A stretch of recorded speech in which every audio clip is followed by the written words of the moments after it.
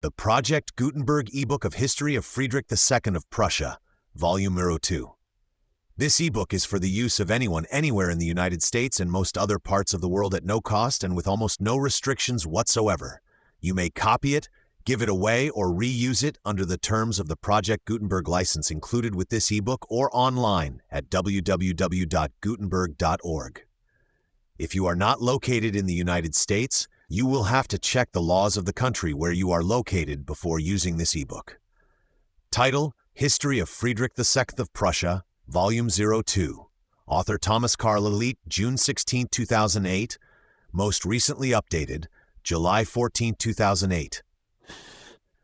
Language: English. Credits: produced by D.R. Thompson and David Widger. Start of the Project Gutenberg ebook History of Friedrich II of Prussia, Volume 2, produced by D.R. Thompson, History of Friedrich II of Prussia. Frederick the Great by Thomas Carlyle, Volume 2 of Thurson, Book 2 of Brandenburg and the Hohenzollerns, 928 Fort 17. Chapter 1s, Brandebourg, Henry the Fowler.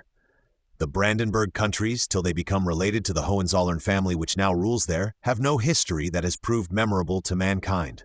There has indeed been a good deal written under that title, but there is by no means much known.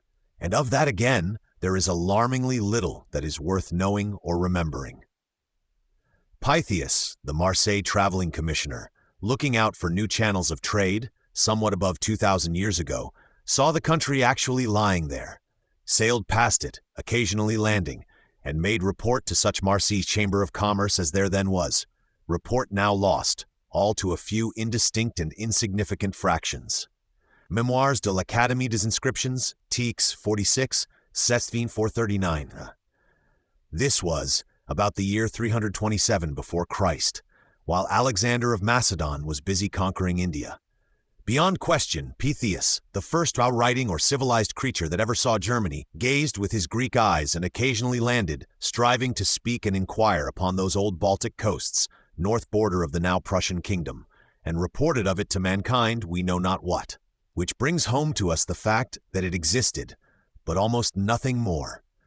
A country of lakes and woods, of marshy jungles, sandy wildernesses, inhabited by bears, otters, bisons, wolves, wild swine, and certain shaggy Germans of the Suevic type, as good as inarticulate to Pytheas. After which, all direct notice of it ceases for above 300 years. We can hope only that the jungles were getting cleared a little, and the wild creatures hunted down, that the Germans were increasing in number, and becoming a thought less shaggy. These latter, tall Suevi Semnones, men of blond stern aspect, oculi truces coerulae, and great strength of bone, were known to possess a formidable talent for fighting. Tacitus, De Moribus Germanorum 45. Drusus Germanicus, it has been guessed, did not like to appear personally among them, some gigantic woman prophesying to him across the Elbe. That it might be dangerous, Drusus contented himself with erecting some triumphal pillar on his own safe side of the Elbe, to say that they were conquered.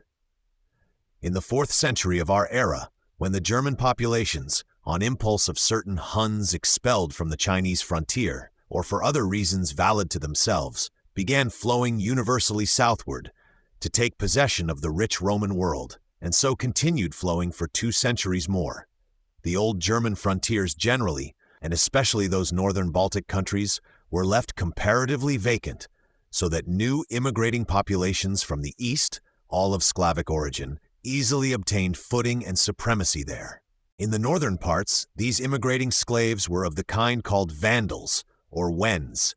They spread themselves as far west as Hamburg in the ocean, south also far over the Elbe in some quarters, while other kinds of slaves were equally busy elsewhere. With what difficulty in settling the new boundaries, and what inexhaustible funds of quarrel thereon, is still visible to everyone, though no historian was there to say the least word of it. All of Slavic origin, but who knows of how many kinds? Wends here in the north through the Lausitz, Lusatia, and as far as Thuringen, not to speak of Polexmi and Czechs, Huns, Bulgars, and the other dim nomenclatures on the eastern frontier. 500 years of violent unrecorded fighting, abstruse quarrel with their new neighbors in settling the marches.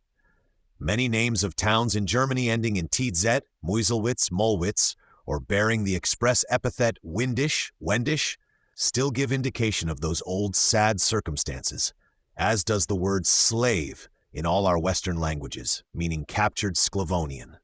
What long-drawn echo of bitter rage and hate lies in that small etymology? These things were, but they have no history. Why should they have any? Enough that in those Baltic regions, there are for the time, year 600, until long after Charlemagne is out, sclaves in place of Suevi or of Holstein Saxons and Angli, that it is now shaggy Wends who have the task of taming the jungles and keeping down the otters and wolves. Wends latterly in a waning condition, much beaten upon by Charlemagne and others, but never yet beaten out. And so it has to last, century after century. Wens, wolves, wild swine, all alike dumb to us.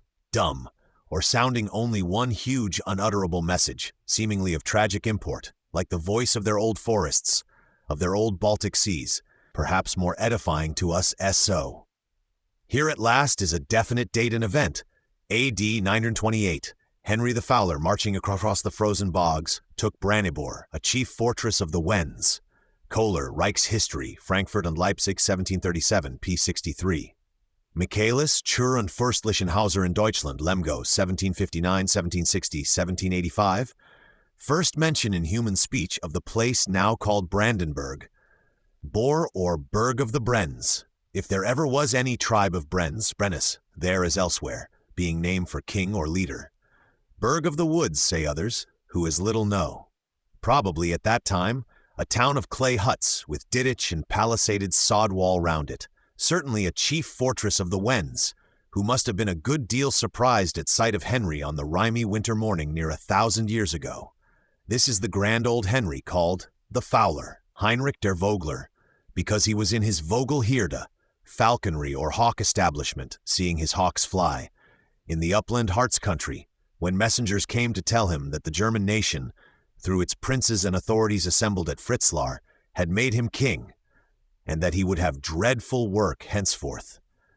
Which he undertook, and also did, this of Brandebor only one small item of it, warring right manfully all his days against chaos in that country, no rest for him thenceforth till he died. The beginning of German kings, the first, or essentially the first sovereign of united Germany, Charlemagne's posterity to the last bastard having died out, and only anarchy, Italian and other, being now the alternative. A very high king, says one whose notebooks I have got, an authentically noble human figure, visible still in clear outline in the gray dawn of modern history, the father of whatever good has since been in Germany. He subdued his dukes, Schwaben, Bayern, Swabia, Bavaria, and others who were getting too hereditary and inclined to disobedience.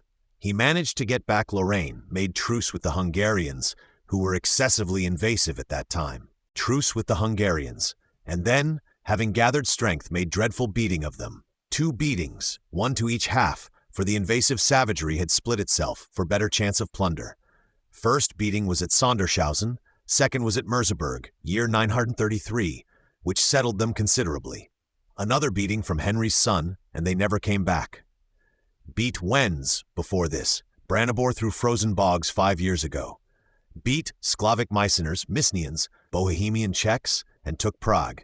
Wens again with huge slaughter, then Danes, and made King Worm tributary. King Gorm the Hard, our Knut's or Canut's great-grandfather, year 931. Last of all, those invasive Hungarians as above. Had sent the Hungarians, when they demanded tribute or blackmail of him as heretofore, truce being now out, a mangy hound. There is your blackmail, sirs. Make much of that. He had the image of St. Michael painted on his standard, contrary to wont. He makes or remakes markgrafs, wardens of the marches, to be under his dukes, and not too hereditary. Who his markgraves were? Dim history counts them to the number of 6. Kohler, Reich History, p. 66. This is by no means Kohler's chief book, but this too is good, and does, in a solid, effective way, what it attempts. He seems to me by far the best historical genius the Germans have yet produced, though I do not find much mention of him in their literary histories and catalogues. A man of ample learning, and also of strong, cheerful human sense and human honesty, whom it is thrice pleasant to meet with in those ghastly solitudes, populous chiefly with doleful creatures, which take in their order: 1. Schleswig, looking over into the Scandinavian countries, and the North Sea kings. This markgraviate did not last long under that title. I guess it became Stade and Ditmarsh afterwards. Soltwedel, which grows to be markgraviate of Brandenburg by and by. Soltwedel, now called Salzwedel, an old town still extant, 60 miles to west and north of Brandenburg, short way south of the Elbe, was as yet headquarters of this second markgraf, and any warden we have at Brandenburg is only a deputy of him or some other. 3. Meissen, which we call Misnia, a country at that time still full of Wends.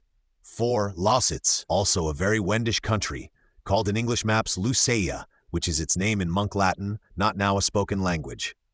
Did not long continue a markgraviate, fell to Meissen, Saxony, fell to Brandenburg, Bohemia, Austria, and had many toes and fras. Is now, since the 30 Years' Wartime, mostly Saxon again. 5. Austria, Österreich, Eastern Kingdom, Eastern Ray as we might say, to look after the Hungarians and their valuable claims to blackmail. 6. Antwerp, at the wharf, Wharf, so to speak, against the French, which function soon fell obsolete. These were Henry's 6 markgraviates, as my best authority enumerates them, and in this way he had militia captains ranked all round his borders against the intrusive Slavic element. He fortified towns. All towns are to be walled and warded, to be burgs in fact, and the inhabitants burghers, or men capable of defending burgs. Everywhere the 9th man is to serve as soldier in his town, other 8 in the country are to feed and support him. Here Geruth, war tackle, what is called Harriet in our old books, descends to the eldest son of a fighting man who had served as with us. All robbers are made soldiers, unless they prefer hanging, and weapon shows and drill are kept up. This is a man who will make some impression upon anarchy and its Wends and Huns. His standard was St. Michael, as we have seen, whose sword is derived from a very high quarter. A pious man, founded Quedlinburg Abbey, and much else in that kind, having a pious wife withal, Mechtildas, who took the main hand in that of Quedlinburg, whose life is in Leibnitz, Scriptoris Rem Brunswicensium in Secra, Hanover, 1707, I 196, not the legiblest of books. On the whole, a right gallant king and fowler, died A.D. 936 at Memmelben, a monastery on the Unstrut not far from Schforte, age 60, had reigned only 17 years and done so much. Lies buried in Quedlinburg Abbey? Any tomb? I know no life of him but Gundling's, which is an extremely inextricable piece and requires mainly to be forgotten. Hail, brave Henry, across the 9 dim centuries. We salute thee, still visible as a valiant son of Cosmos and son of heaven, beneficently sent us, as a man who in grim earnest served God in his day, and whose works accordingly bear fruit to our day and to all days. So far my rough notebooks, which require again to be shut for the present, not to abuse the reader's patience or lead him from his road. This of markgrafs, grafs of the marches, marked places, or boundaries, was a natural invention in that state of circumstances. It did not quite originate with Henry, but was much perfected by him, he first recognizing how essential it was. On all frontiers he had his graf, Count, Reeve, Grieve, whom some think to be only Grau, Grey, or Senior, the hardiest, wisest steel grey man he could discover, stationed on the mark, strenuously doing watch and ward there. The post of difficulty, of peril, and naturally of honor too, nothing of a sinecure by any means. Which post, like every other, always had a tendency to become hereditary if the kindred did not fail in fit men. And hence have come the innumerable markgraves, marquises, and such like of modern times, titles now become chimerical and more or less mendacious, as most of our titles are, like so many burgs changed into boroughs, and even into rotten boroughs, with defensive burghers of the known sort, very mournful to discover. Once Norroy was not all pasteboard. At the heart of that huge whirlwind of his, with its dusty heraldries and phantasmal nomenclatures now become mendacious, there lay at first always an earnest human fact. Henry the Fowler was so happy as to have the fact without any mixture of mendacity. We are in the sad reverse case not yet altogether complete, but daily becoming so, one of the saddest and strangest ever heard of if we thought of it. But to go on with business. Markgraviates there continued to be ever after, 6 in Henry's time, but as to the number, place, arrangement of them, all this varied according to circumstances outward and inward, chiefly according to the regress or the reintrusion of the circumambient hostile populations, and underwent many changes. The seawall you build, and what main floodgates you establish in it, will depend on the state of the outer sea. Markgraf of Schleswig grows into Markgraf of Dithmarsh and Stade, retiring over the Elbe if Norse piracy get very triumphant. Antwerp falls obsolete, so does Meissen by and by. Lausitz and Salzwedel in the 3rd century hence shrink both into Brandenburg, which was long only a subaltern station, managed by deputy from one or other of these. A Markgraf that prospered in repelling of his Wends and Huns had evidently room to spread himself and could become very great and produce change in boundaries. Observe what Österreich Austria grew to, and what Brandenburg, Meissen too, which became modern Saxony, a state once greater than it now is. In old books are lists of the primitive markgraves of Brandenburg, from Henry's time downward, 2 sets, markgraves of the Witekind race, and Hubner, Genealogische Tabellen, Leipzig, 1725–728, 172–173, a book of rare excellence in its kind. But they are altogether uncertain, a shadowy, intermittent set of markgraves, both the Witekind set and the non-Witekind, and truly, for a couple of centuries, seem none of them to have been other than subaltern deputies, belonging mostly to Lausitz or Salzwedel, of whom therefore we can say nothing here, but must leave the first 200 years in their natural gray state, perhaps sufficiently conceivable by the reader. But thus, at any rate, was Brandenburg, Bott or Burg of the Brenns, whatever these are, first discovered to Christendom, and added to the firm land of articulate history, a feat worth putting on record. Done by Henry the Fowler in the year of grace 928, while, among other things noticeable in this world, our Knut's great-grandfather, Gormo Duras, Henry's tributary, was still king of Denmark, when Harold Bluetooth Bladend was still a young fellow, with his teeth of the natural color. And Swen with the forked beard, TVSK double beard, Puishag, was not born, and the monks of Ely had not yet, by about 100 years, begun that singing, without note or comment, in the old Book of Ely date before the conquest, is preserved this stave, giving picture, if we consider it, of the fen country all a lake, as it was for half the year till drained 6 centuries after, with Ely Monastery rising like an island in the distance, and the music of its nuns or vespers sounding soft and far over the solitude 800 years ago and more. Mary sungen the Munetjes binnen Ely thak nut ching ru thurby, roweth he nights near the lant, and here we these Munetjes sang.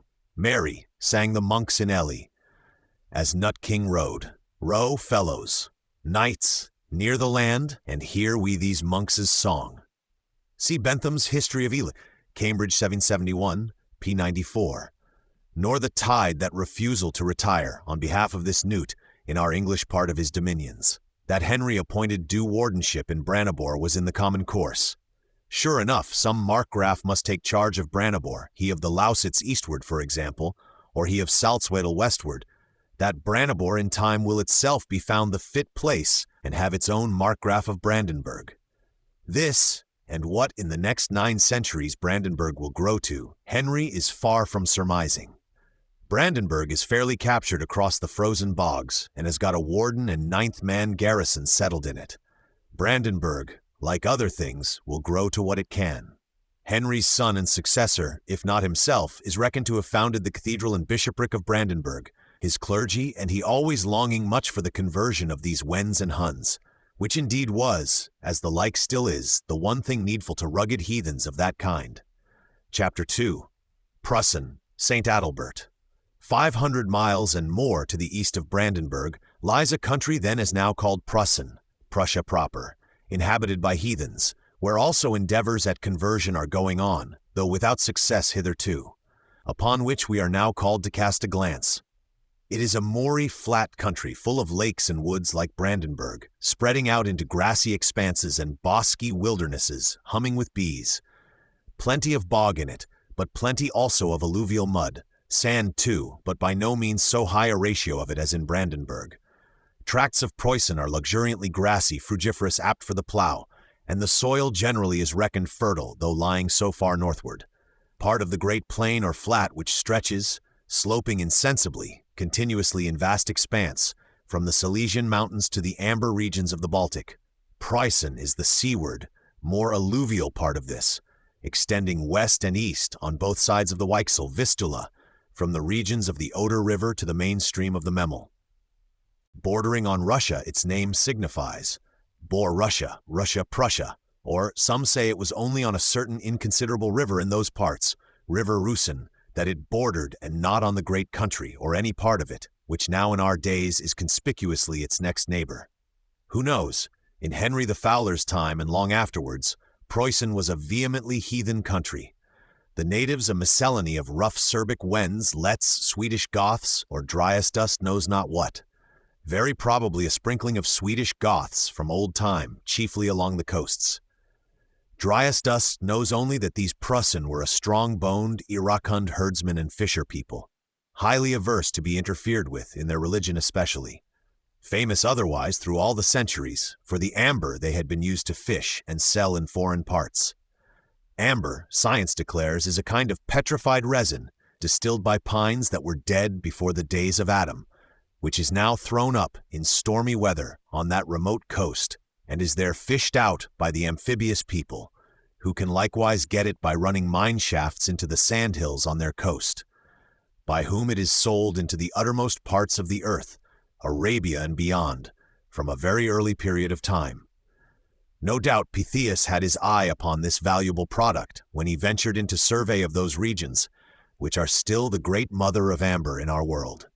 By their amber fishery, with the aid of dairy produce and plenty of beef and leather, these heathen Preußen of uncertain miscellaneous breed contrived to support existence in a substantial manner. They figure to us as an inarticulate, heavy-footed, rather iracund people. Their knowledge of Christianity was trifling. Their aversion to knowing anything of it was great. As Poland and the neighbors to the south were already Christian, and even the Bohemian Czechs were mostly converted, pious wishes as to Preußen, we may fancy, were a constant feeling, but no effort hitherto, if efforts were made, had come to anything. Let some daring missionary go to preach in that country, his reception is of the worst, or perhaps he is met on the frontier with menaces and forbidden to preach at all. Except sorrow and lost labor, nothing has yet proved attainable. It was very dangerous to go, and with what likelihood of speeding? Efforts, we may suppose, are rare, but the pious wish being continual and universal, efforts can never altogether cease. From Henry the Fowler's capture of Brandebourg, count 70 years, we find Henry's great-grandson reigning as elective Kaiser, Otto III, last of the direct Saxon Kaisers, Otto wonder of the world, and alongside of Otto's great transactions, which were once called Mirabilia Mundi and are now fallen so extinct, there is the following small transaction, a new attempt to preach in Preußen, going on, which, contrariwise, is still worth taking notice of. About the year 997 or 996, Adalbert, Bishop of Prague, a very zealous, most devout man, but evidently of hot temper and liable to get into quarrels, had determined, after many painful experiences of the perverse, ungovernable nature of corrupt mankind, to give up his nominally Christian flock altogether, to shake the dust off his feet against Prague, and devote himself to converting those Prussian heathen who, across the frontiers, were living in such savagery and express bondage to the devil, worshipping mere stocks and stones. In this enterprise he was encouraged by the Christian potentates who lay contiguous, especially by the Duke of Poland, to whom such next neighbors, for all reasons, were an eye-sorrow. Adalbert went accordingly with staff and scrip, 2 monks attending him, into that dangerous country. Not in fear, he, a devout, high-tempered man, verging now on 50, his hair getting gray, and face marred with innumerable troubles and provocations of past time. He preached zealously, almost fiercely, though chiefly with his eyes and gestures, I should think, having no command of the language.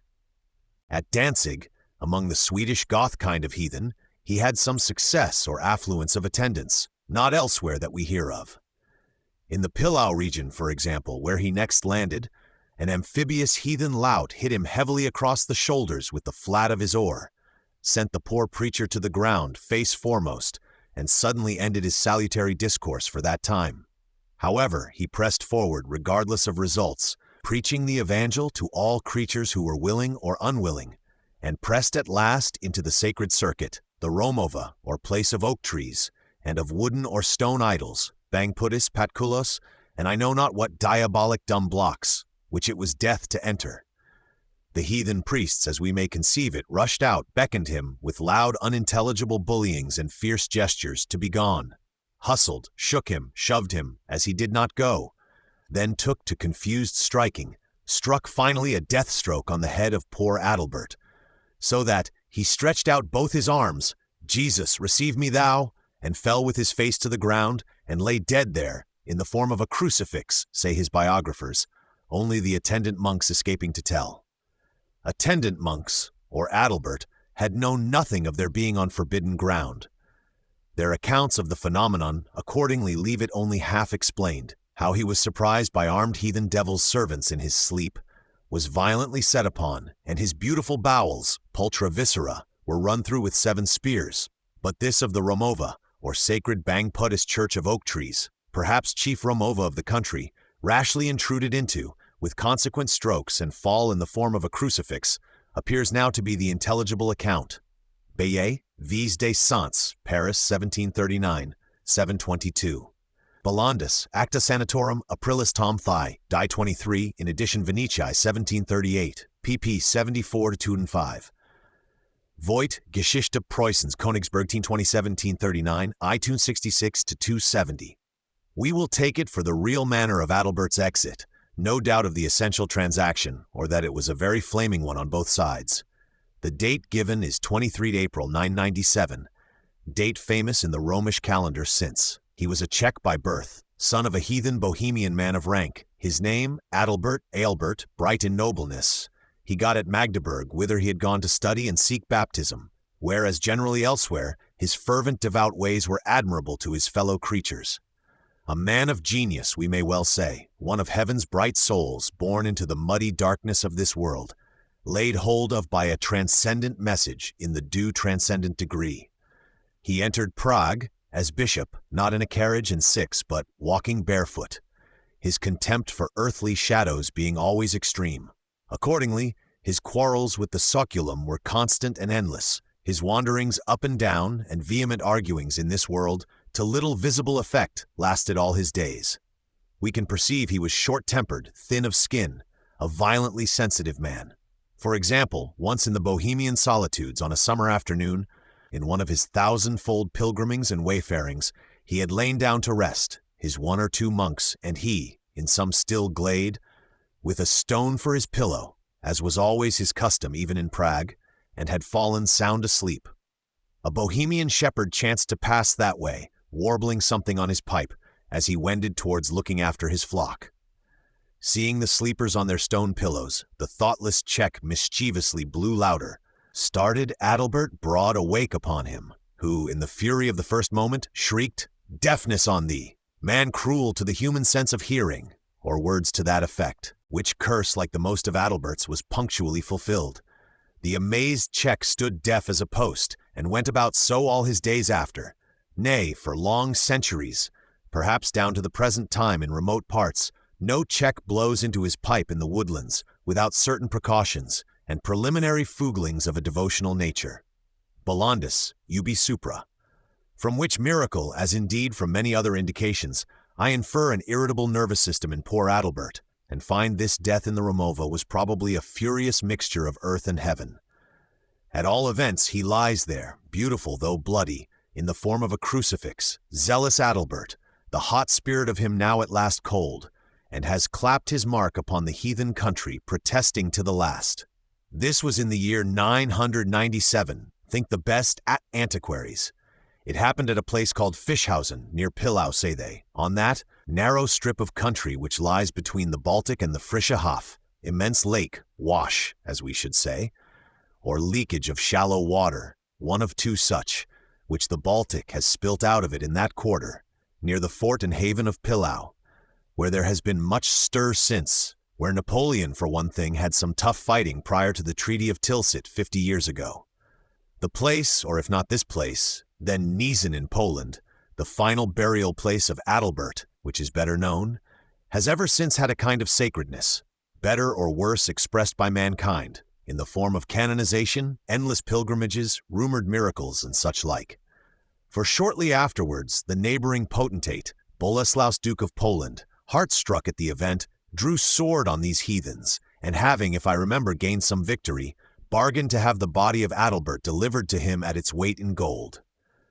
Body, all cut in pieces and nailed to poles, had long ignominiously withered in the wind. Perhaps it was now only buried overnight for the nonce? Being dug up, or being cut down and put into the balance, it weighed less than was expected. It was as light as gossamer, said pious rumor, had such an excellent odor too, and came for a mere nothing of gold. This was Adalbert's first miracle after death. In life he had done many hundreds of them, and has done millions since, chiefly upon paralytic nervous systems, and the element of pious rumor, which any devil's advocate then extant may explain if he can. Kaiser Otto, wonder of the world, who had known Saint Adalbert in life, and much honored him, made a pilgrimage to his tomb at Niesen in the year 1000, and knelt there, we may believe, with thoughts wondrous enough, great and sad enough. There is no hope of converting Preußen then? It will never leave off its dire worship of Satan, then? Say not never. That is a weak word. Saint Adalbert has stamped his life upon it, in the form of a crucifix, in lasting protest against that. Chapter 3. Markgraves of Brandenburg. Meanwhile, our first enigmatic set of markgraves, or deputy markgraves, at Brandenburg, are likewise faring ill. Whoever these valiant steel gentlemen might be, which Dryasdust does not the least know, and only makes you more uncertain the more he pretends to tell, one thing is very evident: they had no peaceable possession of the place, nor for above 100 years, a constant one on any terms. The Wends were highly disinclined to conversion and obedience. Once and again, and still again, they burst up, got temporary hold of Brandenburg, hoping to keep it, and did frightful heterodoxies there.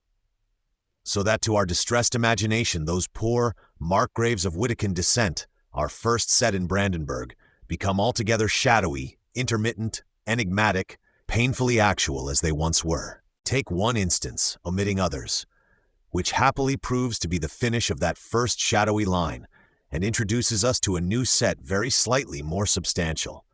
End of the first shadowy line. In the year 1023, near a century after Henry the Fowler's feat, the Wends, bursting up in never-imagined fury, get hold of Brandenburg again, for the third and, one would fain hope, the last time. The reason was words spoken by the then Markgraf of Brandenburg, Dietrich or Theodoric, last of the Wettikind Markgraves, who, hearing that a cousin of his, Markgraf or deputy Markgraf like himself, was about wedding his daughter to Mistevoy, king of the Wends, said too earnestly, "Don't! Will you give your daughter to a dog?" Word dog was used, says my authority. See Michaelis Churan Fürstlichen Hauser, I 257-259, Pauli, Allgemeine Preußische Staatsgeschichte, Halle, 1760-1769, I, 1-182, the standard work on Prussian history, in 8 watery quartos, intolerable to human nature. Kloss, Wunderlandische Gemälde, Berlin, 1833, I, 59-108, a bookseller's compilation, with some curious excerpts, under which lie modern Sagittarius, ancient Adam of Bremen, Ditmarus Merseburgensis, Witticindus Corbiensis, Arnoldus Lubecensis, etc., to all lengths and breadths, which threw King Mistevoy into a paroxysm and raised the Wends. Their butchery of the German population in poor Brandenburg, especially of the priests, their burning of the cathedral, and of church and state generally, may be conceived. The Harlungsberg, in our time Marienburg, pleasant hill near Brandenburg, with its gardens, vines, and whitened cottages. On the top of this Harlungsberg the Wends set up their god Tryglaf, a 3-headed monster of which I have seen prints, beyond measure ugly, something like 3 whales' cubs combined by boiling, or a triple porpoise dead drunk, for the dull eyes are inexpressible, as well as the amorphous shape, ugliest and stupidest of all false gods.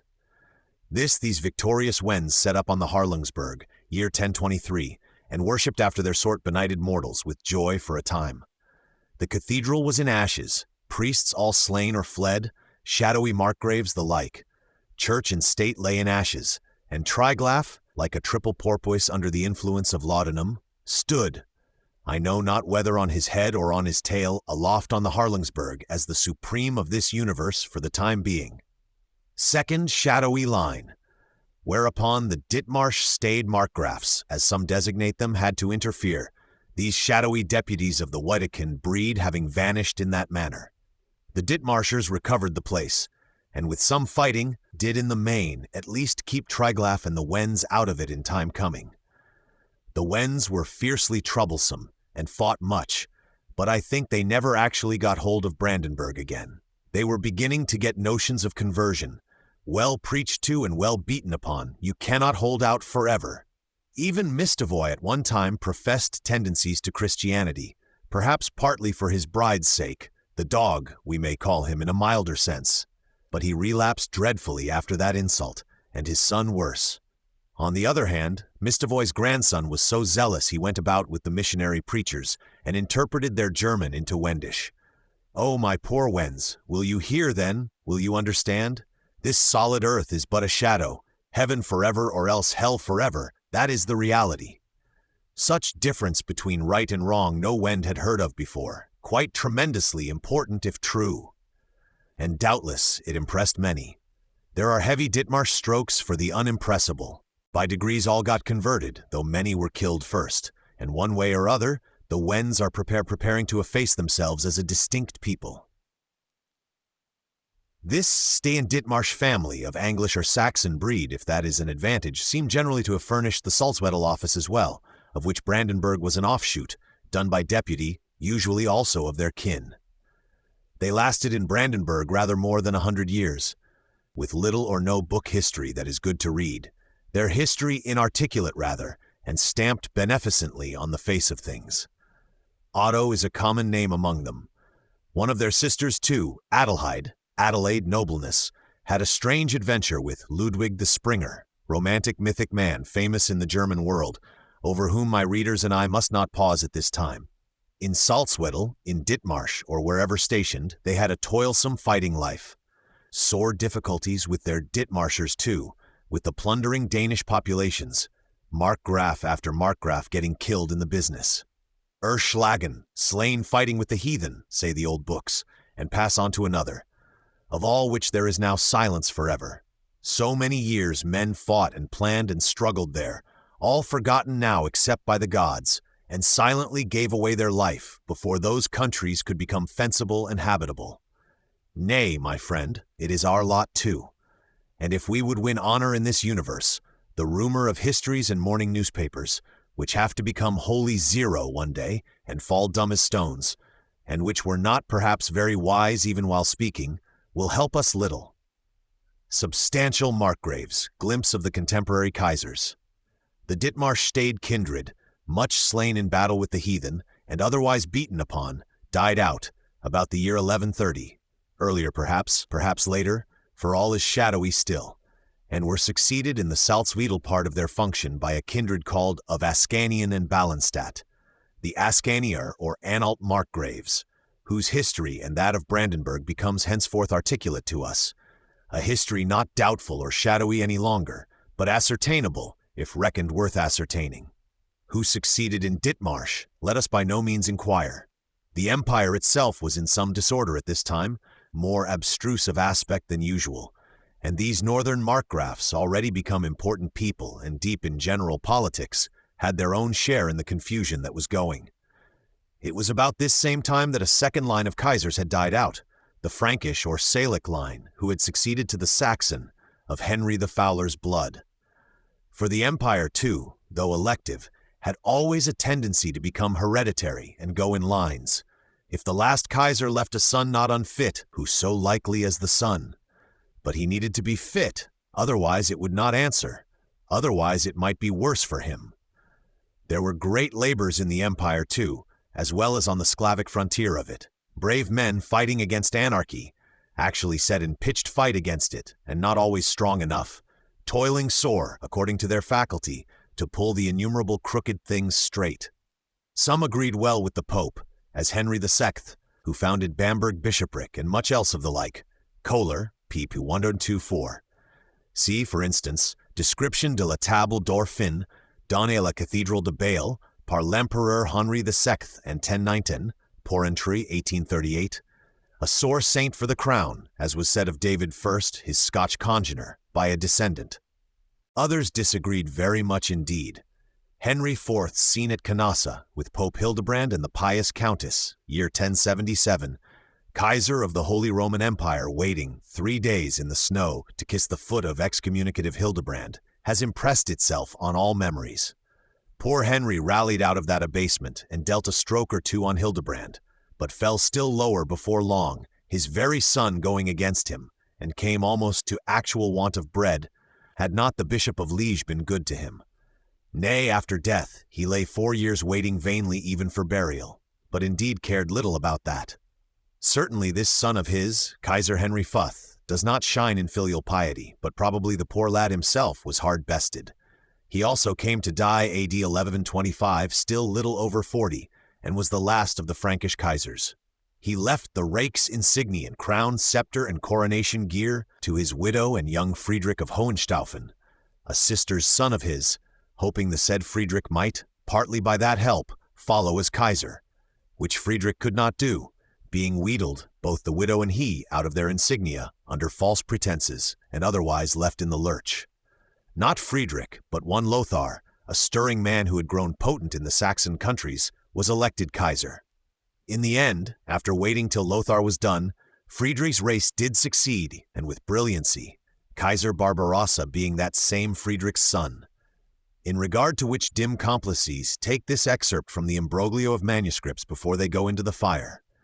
By no means to be forgotten that the widow we here speak of, Kaiser Henry Fuss's widow, who brought no heir to Henry Fuss, was our English Henry Beauclerc's daughter, granddaughter therefore of William Conqueror, the same who, having in 1127, the 2nd year of her widowhood, married Godefroy Count of Anjou, produced our Henry II and our Plantagenets, and thereby through her victorious controversies with King Stephen, that noble peer whose breeches stood him so cheap, became very celebrated as the Empress Maud in our old history books.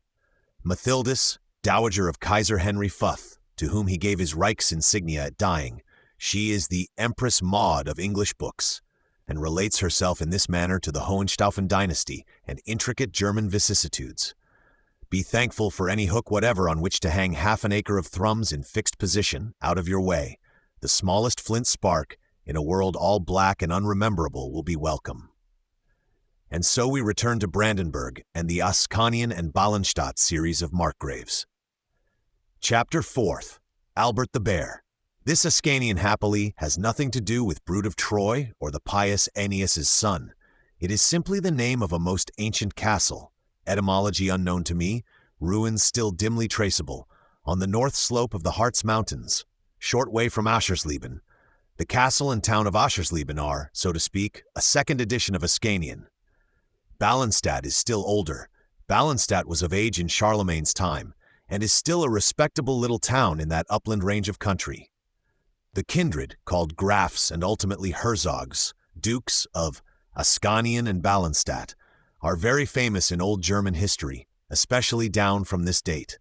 Some reckon that they had intermittently been markgrafs in their region long before this, which is conceivable enough. At all events, it is very plain they did now attain the office in Salzwedel, straightway shifting it to Brandenburg, and held it continuously, it and much else that lay adjacent, for centuries, in a highly conspicuous manner. In Brandenburg they lasted for about 200 years. In their Saxon dignities, the younger branch of them did not die out, and give place to the Wedens that now are, for 500. Nay, they have still their representatives on the earth. Leopold of Anhalt-Dessau, celebrated Old Dessauer, come of the junior branches, is lineal head of the kin in Friedrich Wilhelm's time, while our little Fritzchen lies asleep in his cradle at Berlin. And a certain Prince of Anhalt-Zerbst, colonel in the Prussian army, authentic prince, but with purse much shorter than pedigree, will have a daughter by and by, who will go to Russia and become almost too conspicuous as Catherine II there. Brandenburg now as afterwards, says one of my old papers, was officially reckoned Saxon, part of the big duchy of Saxony, where certain famed Billings, lineage of an old Count Billing, connected or not with Billingsgate in our country I do not know, had long borne sway. Of which big old Billings I will say nothing at all, this only, that they died out, and a certain Albert, Count of Ascanian and Ballenstadt, say of Anhalt in modern terms, whose mother was one of their daughters, came in for the northern part of their inheritance. He made a clutch at the southern too, but did not long retain that. being a man very swift and very sharp, at once nimble and strong in the huge scramble that there then was. Uncle Billung dead without heirs, a Salic line of emperors going or gone out, and a Hohenstaufen not yet come in. He made a rich game of it for himself. The rather as Lothar, the intermediate Kaiser, was his cousin, and there were other good cards which he played well. This is he they call Albert the Bear, Albrecht der Bar, first of the Ascanian Markgraves of Brandenburg, first wholly definite Markgraf of Brandenburg that there is, once a very shining figure in the world, though now fallen dim enough again. It is evident he had a quick eye, as well as a strong hand, and could pick what way was straightest among crooked things. He got the northern part of what is still called Saxony, and kept it in his family, got the Brandenburg countries withal, got the Lausitz, was the shining figure and great man of the north in his day. The Markgrafdom of Salzwedel, which soon became of Brandenburg, he very naturally acquired, A.D. 1142 or earlier, very naturally, considering what Saxon and other honors and possessions he had already got hold of. We can only say it was the luckiest of events for Brandenburg, and the beginning of all the better destinies it has had. A conspicuous country ever since in the world, and which grows ever more so in our late times. He had many wars, inextricable coil of claimings, quarrelings, and agreeings, fought much, fought in Italy too, against the pagans, Saracens that is. Cousin to one Kaiser, the Lothar above named, then a chief stay of the Hohenstaufen, of the two Hohenstaufens who followed, a restless, much-managing, wide-warring man. He stood true by the great Barbarossa, second of the Hohenstaufen, greatest of all the Kaisers, which was a luck for him, and perhaps a merit. He kept well with 3 Kaisers in his time, had great quarrels with Henry the Lion about that Billung Saxon heritage, Henry carrying off the better part of it from Albert. Except that same Henry, head of the Guelphs or Welfs, who had not Albert's talent, though wider lands than Albert, there was no German prince so important in that time. He transferred the Markgrafdom to Brandenburg, probably as more central in his wide lands. Salzwedel is henceforth the lead Markgrafdom or Mark, and soon falls out of notice in the world. Salzwedel is called henceforth ever since the Old Mark, Alta Mark, Altmark, the Brandenburg countries getting the name of New Mark. Modern Neumark, modern Middle Mark, in which stands Brandenburg itself in our time, Uckermark. Outside Mark, word Ucker is still seen in Ukraine, for instance. These are posterior divisions, fallen upon as Brandenburg, under Albert chiefly, enlarged itself, and needed new official parcelings into departments. Under Albert the Markgrafdom had risen to be an electorate withal. The Markgraf of Brandenburg was now furthermore the Kurfürst of Brandenburg, officially Arch-Treasurer of the Holy Roman Empire, and one of the 7 who have a right, which became about this time an exclusive one for those 7, to choose, to Kirin the Romish Kaiser, and who are therefore called Kur-Princes, Kurfürsti, or electors, as the highest dignity except the Kaiser's own. In reference to which abstruse matter, likely to concern us somewhat, will the uninstructed English reader consent to the following excerpt, slightly elucidatory of Kurfürsts and their function? First, prince, I suppose is equivalent originally to our noun of number, first.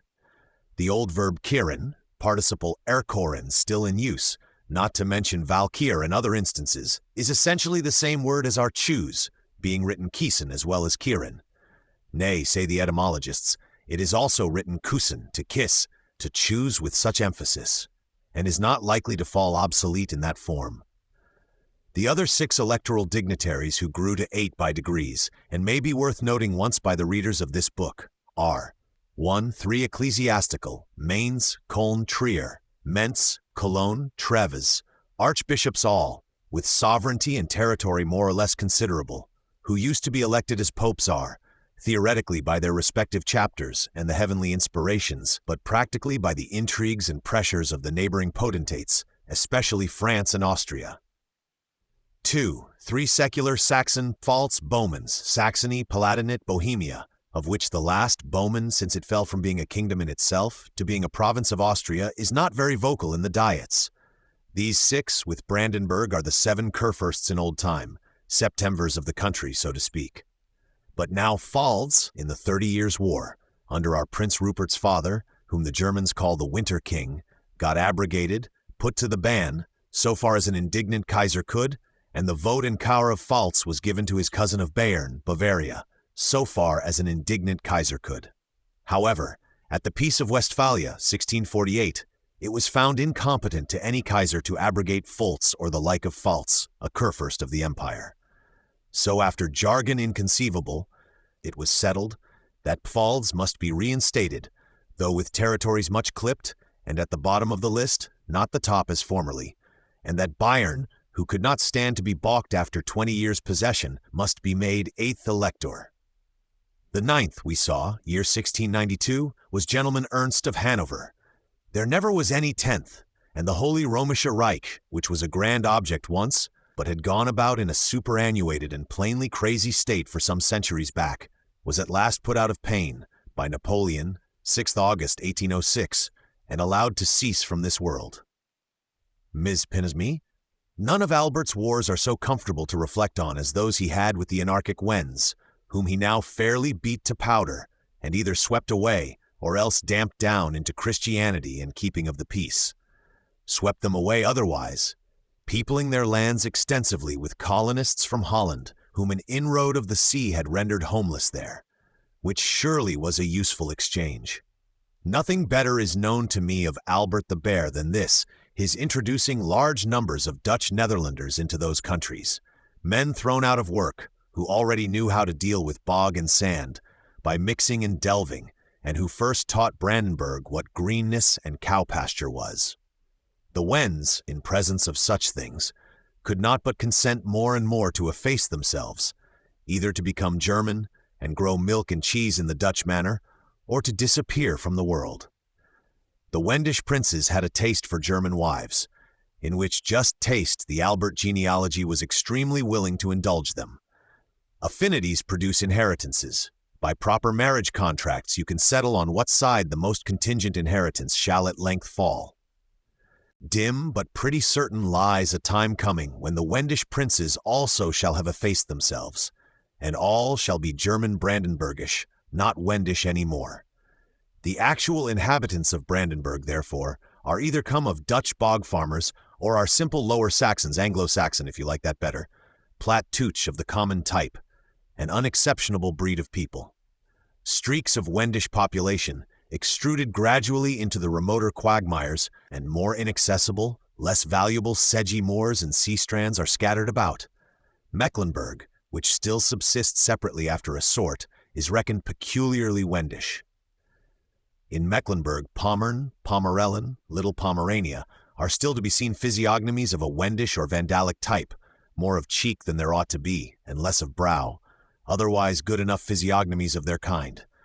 But the general mass, tempered with such admixtures, is of the Platt Deutsch, Saxon, or even Anglish character we are familiar with here at home. A patient, stout people, meaning considerable things, and very incapable of speaking what it means. Albert was a fine, tall figure himself. Der Schöne, Albert the Handsome, was his name as often as Albert the Bear. That latter epithet he got, not from his looks or qualities, but merely from his heraldic cognizance, a bear on his shield. As was then the mode of names, surnames being scant and not yet fixedly in existence. Thus to his contemporaries, Henry the Lion of Saxony and Welfdom, William the Lion of Scotland were not, either of them, specially leonine men, nor had the Plantagenets, or Geoffrey of Anjou, any connection with the plant of broom, except wearing a twig of it in their caps on occasion. Men are glad to get some designation for a grand Albert they are often speaking of, which shall distinguish him from the many small ones. Albert, the Bear, de Arbar, will do as well as another. It was this one first that made Brandenburg peaceable and notable. We might call him the second founder of Brandenburg. He, in the middle of the 12th century, completed for it what Henry the Fowler had begun early in the 10th. After 250 years of barking and worrying, the Wends are now finally reduced to silence. Their anarchy well buried, and wholesome Dutch cabbage planted over it. Albert did several great things in the world, but this, for posterity, remains his memorable feat. Not done quite easily, but done. Big destinies of nations or of persons are not founded gratis in this world. He had a sore toilsome time of it, coercing, warring, managing among his fellow creatures, while his day's work lasted, 50 years or so, for it began early. He died in his castle of Ballenstadt, peaceably among the Harz Mountains at last, in the year 1170, age about 65. It was in the time while Thomas à Becket was roving about the world, coming home excommunicative, and finally getting killed in Canterbury Cathedral, while Abbot Samson, still a poor little brown boy, came over from Norfolk, holding by his mother's hand to St. Edmundsbury, having seen Santanus with outspread wings, fearfully busy in this world. Chapter 5. Conrad of Hohenzollern and Kaiser Barbarossa. It was in those same years that a stout young fellow, Conrad by name, far off in the southern parts of Germany, set out from the old castle of Hohenzollern, where he was but junior and had small outlooks, upon a very great errand in the world. From Hohenzollern, bound now towards Gelnhausen, Kaiserslautern, or whatever temporary lodging the great Kaiser Barbarossa might be known to have, who was a wandering man, his business lying everywhere over half the world, and needing the master's eye. Conrad's purpose is to find Barbarossa and seek fortune under him. This is a very indisputable event of those same years. The exact date, the figure, circumstances of it were, most likely, never written anywhere but on Conrad's own brain, and are now rubbed out forevermore. But the event itself is certain, and of the highest concernment to this narrative. Somewhere about the year 1170, likeliest a few years before that, Rentsch Brandenburgischer Cedar Hein, 1682, p. 273-276. See also, Johann Ulrich Pregitzern, Deutscher Regierungs- und Ehrenspiegel, Vorbildend and Sekre des Hauses Hohenzollern, Berlin, 1703, p. 90-93. A learned and painful book by a Tübingen professor who is deeply read in the old histories and gives portraits and other engravings of some value. This Conrad, riding down from Hohenzollern, probably with no great stock of luggage about him, little dreams of being connected with Brandenburg on the other side of the world, but I as unconsciously more so than any other of the then sons of Adam. He is the lineal ancestor, 20th in direct descent, of the little boy now sleeping in his cradle at Berlin. Let him wait till 19 generations, valiantly like Conrad, have done their part and gone out. Conrad will find he has come to this. A man's destiny is strange always, and never wants for miracles, or will want, though it sometimes may for eyes to discern them. Hohenzollern lies far south in Schwaben, Suabia, on the sunward slope of the Raue Alp country, no great way north from Constance and its lake, but well aloft near the springs of the Danube, its back leaning on the Black Forest.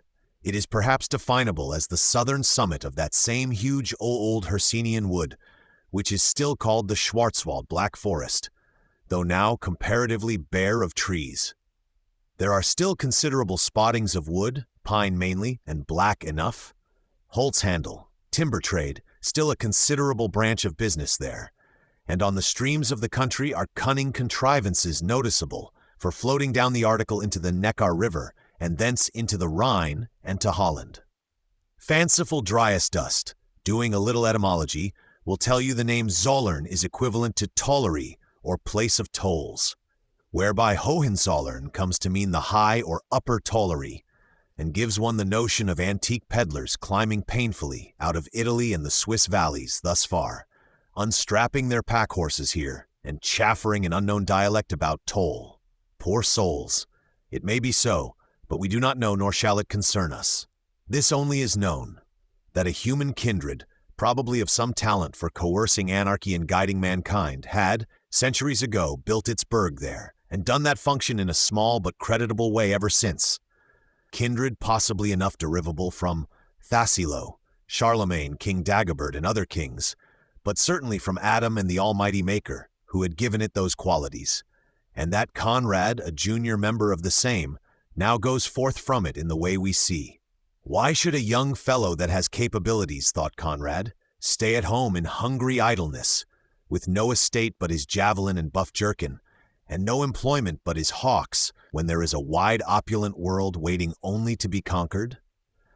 This was Conrad's thought, and it proved to be a very just one. It was now the flower time of the Romish Kaisership of Germany, about the middle or noon of Barbarossa himself, second of the Hohenstaufens, and greatest of all the Kaisers of that or any other house. Kaiser fallen unintelligible to most modern readers, and wholly unknown, which is a pity. No king so furnished out with apparatus and arena, with personal faculty to rule and scene to do it in, has appeared elsewhere. A magnificent, magnanimous man, holding the reins of the world, not quite in the imaginary sense, scourging anarchy down and urging noble effort up, really on a grand scale. A terror to evildoers and a praise to well-doers in this world, probably beyond what was ever seen since, whom also we salute across the centuries, as a choice beneficence of heaven. Encamped on the plain of Roncaglia, when he entered Italy, as he too often had occasion to do, his shield was hung out on a high mast over his tent, and it meant in those old days, "Ho, everyone that has suffered wrong, here is a Kaiser come to judge you, as he shall answer it to his master." And men gathered round him, and actually found some justice, if they could discern it when found, which they could not always do, neither was the justice capable of being perfect always. A fearfully difficult function, that of Frederick Redbeard, but an inexorably indispensable one in this world, though sometimes dispensed with, to the huge joy of anarchy, which sings hallelujah through all its newspapers for a season. Kaiser Frederick had immense difficulties with his popes, with his Milanese and the like, besieged Milan 6 times over, among other anarchies, had indeed a heavy-laden hard time of it, his task being great and the greatest. He made Gebhardus, the anarchic governor of Milan, lie chained under his table like a dog for 3 days. For the man was in earnest, in that earnest time, and let us say they are but paltry sham men who are not so in any time, paltry and far worse than paltry, however high their plumes may be, of whom the sick world, anarchy, both vocal and silent, having now swollen rather high, is everywhere getting weary. Gebhardus, the anarchic governor, lay 3 days under the Kaiser's table, as it would be well if every anarchic governor of the soft type and of the hard were made to do on occasion, asking himself in terrible earnest, "Am I a dog, then? Alas, am not I a dog?" Those were serious old times. On the other hand, Kaiser Frederick had his tourneys, his gleams of bright joyances now and then, one great gathering of all the chivalries at Mainz, which lasted for 3 weeks long, the grandest tourney ever seen in this world. Gelnhausen, in the Wetterau, ruin still worth seeing, on its island in the Kinzig River, is understood to have been one of his houses. Kaiserslautern, Kaiserslimpid, from its clear spring water, in the Pfalz, what we call Palatinate, another. He went on the crusade in his 70th year, 1189 AD, Saladin having, to the universal sorrow, taken Jerusalem, thinking to himself, "Let us end with one clear act of piety." He cut his way through the dangerous Greek eternisms, through the hungry mountain passes, furious Turk fanaticisms, like a gray old hero. "Woe is me, my son is perished then," said he once, tears wetting the beard now white enough. "My son is slain, but Christ still lives, let us on, my men," and gained great victories, and even found his son, but never returned home. Died, some unknown sudden death, in the river Cydnus, say the most. Kohler, 188, and the authorities cited by him. Bunau's Deutsche Kaiserreichshistorie, Leipzig, 1728 to 1743, is the express book of Barbarossa, an elaborate, instructive volume. Nay, German tradition thinks he is not yet dead, but only sleeping, till the bad world reach its worst, when he will reappear. He sits within the hill near Salzburg yonder, says German tradition, its fancy kindled by the strange noises in that hill, limestone hill from hidden waters, and by the grand rocky look of the place. A peasant once, stumbling into the interior, saw the Kaiser in his stone cavern.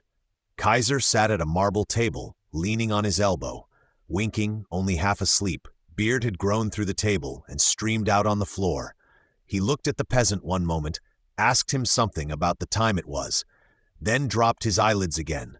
Not yet time, but will be soon.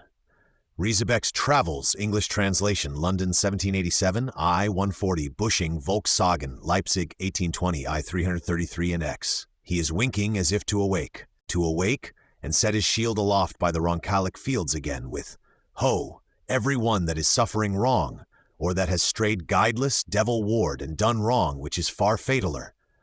Conrad has become Burggraf of Nuremberg, AD 1170. This was the Kaiser to whom Conrad addressed himself, and he did it with success, which may be taken as a kind of testimonial to the worth of the young man. Details we have absolutely none, but there is no doubt that Conrad recommended himself to Kaiser Redbeard, nor any that the Kaiser was a judge of men, very earnest to discern men's worth and capabilities, having unspeakable need of worth, instead of unworth, in those under him. We may conclude he had found capabilities in Conrad, found that the young fellow did effective services as the occasion rose, and knew how to work in a swift, resolute, judicious, and exact manner. Promotion was not likely on other terms, still less, high promotion. One thing farther is known, significant for his successes. Conrad found favor with the heiress of the Voberg family, desirable young heiress, and got her to wife. The Voberg family, now much forgotten everywhere and never heard of in England before, had long been of supreme importance, of immense possessions, and opulent in territories, and we need not add, in honors and offices, in those Franconian Nuremberg regions, and was now gone to this one girl. I know not that she had much inheritance after all, the vast Voberg properties lapsing all to the Kaiser when the male heirs were out. But she had pretensions, tacit claims. In particular, the Vobergs had long been habitual or in effect hereditary burggrafs of Nuremberg, and if Conrad had the talent for that office, he now, in preference to others, might have a chance for it. Sure enough, he got it, took root in it, he and his, and in the course of centuries branched up from it, high and wide, over the adjoining countries, waxing towards still higher destinies. That is the epitome of Conrad's history. History now become very great, but then no bigger than its neighbors, and very meagerly recorded, of which the reflective reader is to make what he can. There is nothing clearly known of Conrad more than these three facts: that he was a cadet of Hohenzollern, whose father's name and some forefathers' names are definitely known in the family archives, but do not concern us; that he married the heiress of the Vobergs, whose history is on record in like manner; and that he was appointed Burggraf of Nuremberg, year not precisely known, but before 1170, as would seem.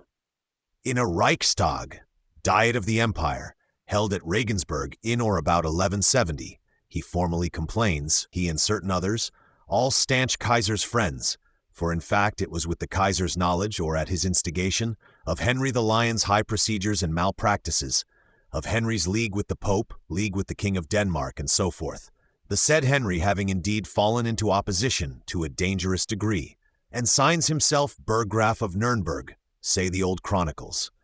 Wrench, p. 276, who cites Aventinus, Trittheim, etc. The old document itself has long since perished, I conclude, but the chronicles may be accepted as reporters of so conspicuous a thing, which was the beginning of long strife in Germany, and proved the ruin of Henry the Lion, supreme wealth grown over big, and cost our English Henry II, whose daughter he had married, a world of trouble and expense, we may remark withal. Conrad, therefore, is already Burggraf of Nuremberg, and a man of mark in 1170, and his marriage, still more his first sally from the paternal castle to seek his fortune, must all be dated earlier. More is not known of Conrad, except indeed that he did not perish in Barbarossa's grand final crusade, for the antiquaries have again found him signed to some contract or otherwise insignificant document, A.D. 1200, which is proof positive that he did not die in the crusade, and proof probable that he was not of it. Few, hardly any, of those stalwart 150,000 champions of the cross having ever got home again. Conrad by this time might have sons come to age, fitter for arms and fatigues than he, and indeed at Nuremberg, in Deutschland generally, as official prince of the empire, and man of weight and judgment, Conrad's services might be still more useful, and the Kaiser's interests might require him rather to stay at home in that juncture. Burggraf of Nuremberg he continued to be, he and his descendants, first in a selective, then at length in a directly hereditary way, century after century, and so long as that office lasted in Nuremberg, which it did there much longer than in other imperial free cities, a comes-de of Conrad's producing was always the man thenceforth.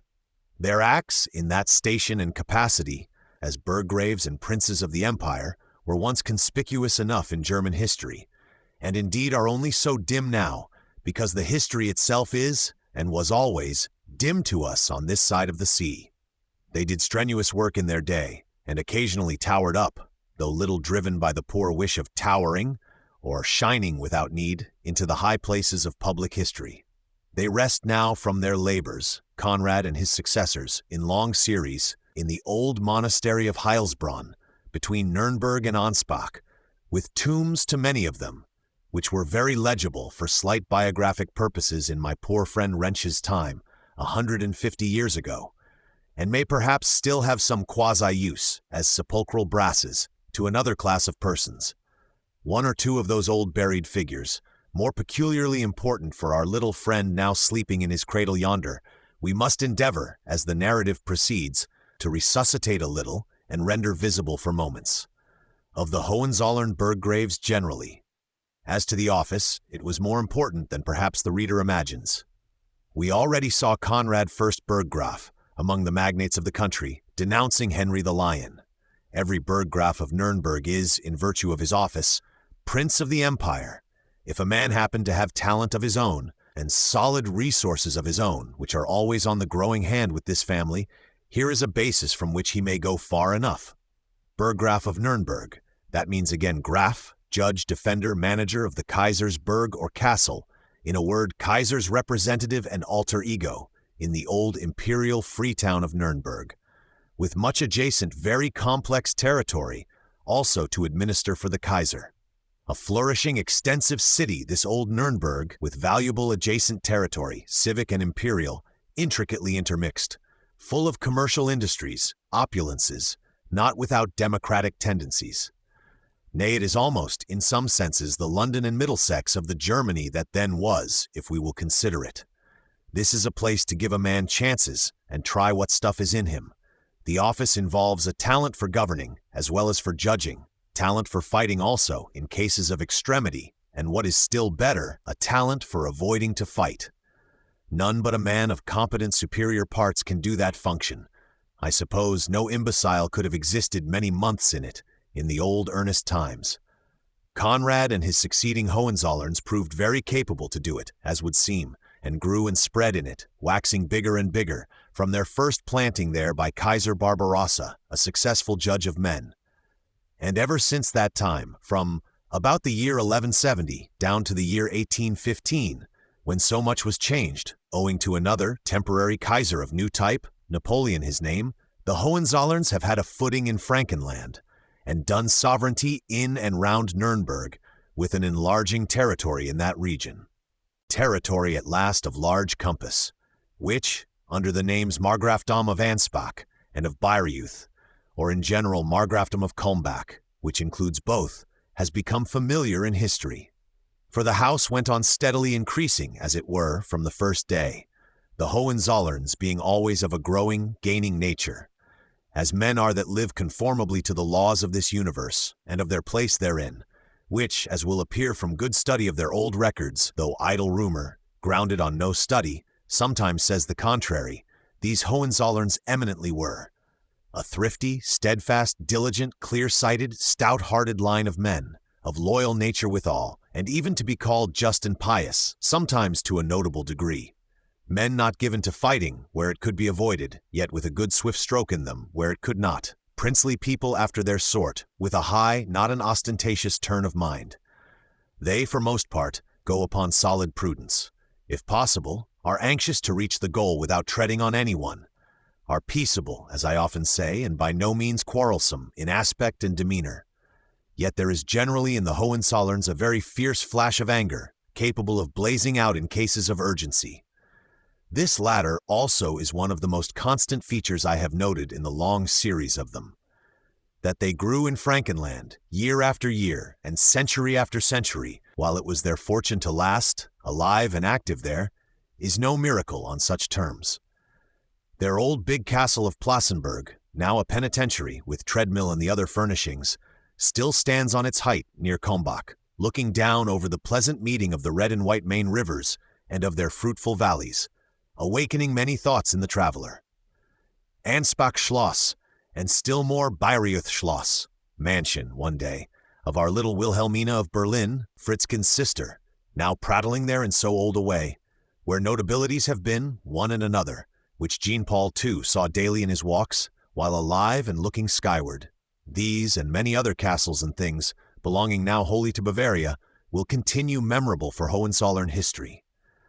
The family did its due share, sometimes an excessive one, in religious beneficences and foundations, which was not quite left off in recent times, though much altering its figure.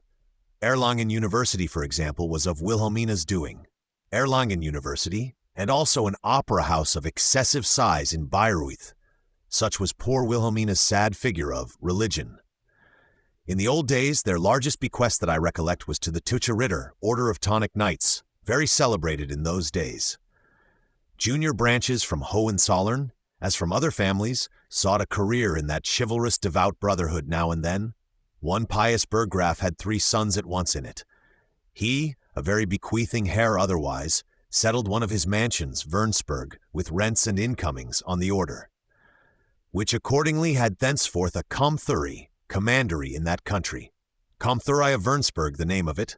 The date of donation is AD 1294, and 2 of the old Herr's 3 Ritter sons, we can remark, were successively Comthurs, commanders, steward prefects of Wernsberg, the first 2 it had, Wrench. This was in 1294, the palmy period, or culmination time of the Teutsches Rittertum, concerning which, on wider accounts, we must now say a word. Chapter 6. The Teutsche Ritters, or Teutonic Order. Barbarossa's army of crusaders did not come home again, any more than Barbarossa. They were stronger than Turk or Saracen, but not than hunger and disease. Leaders did not know then, as our little friend at Berlin came to know, that an army, like a serpent, goes upon its belly. After fine fighting and considerable victories, the end of this crusade was it took to besieging Acre, and in reality lay perishing as murrain on the beach at Acre, without shelter, without medicine, without food. Not even Richard Coeur de Lion and his best prowess and help could avert such issue from it. Richard's crusade fell in with the fag end of Barbarossa's, and it was Richard chiefly that managed to take Acre. At least so Richard flattered himself, when he pulled poor Leopold of Austria's standard from the towers, and trailed it through the gutters. Your standard? You have taken Acre? Which turned out ill for Richard afterwards. And Duke Leopold has a bad name among us in consequence, much worse than he deserves. Leopold had stuff in him too. He died, for example, in this manner. Falling with his horse, I think in some siege or other, he had got his leg hurt, which hindered him in fighting. Leg could not be cured. Cut it off, then, said Leopold. This also the leech could not do, durst not and would not, so that Leopold was come quite to a halt. Leopold ordered out 2 squires, put his thigh upon a block the sharp edge of an axe at the right point across his thigh. Squire first, hold you that axe, steady. Squire second, smite you on it with forge hammer, with all your strength heavy enough. Squire second struck, heavy enough, and the leg flew off. But Leopold took inflammation, died in a day or 2, as the leech had predicted. That is a fact to be found in current authors, quite exact or not quite, that surgical operation, Menzel, Geschichte der Deutschen, Stuttgart and Tübingen 1837, p. 309. Such a man cannot have his flag trailed through the gutters by any Coeur de Lion. But we return to the beach at Acre, and the poor crusaders dying as of murrain there. It is the year 1190, Acre not yet taken, nor these quarrels got to a height. The very Templars, Hospitallers, neglect us, murmured the dying Germans. They have perhaps enough to do, and more than enough with their own countrymen, whose speech is intelligible to them. For us, it would appear, there is no help. Not altogether none.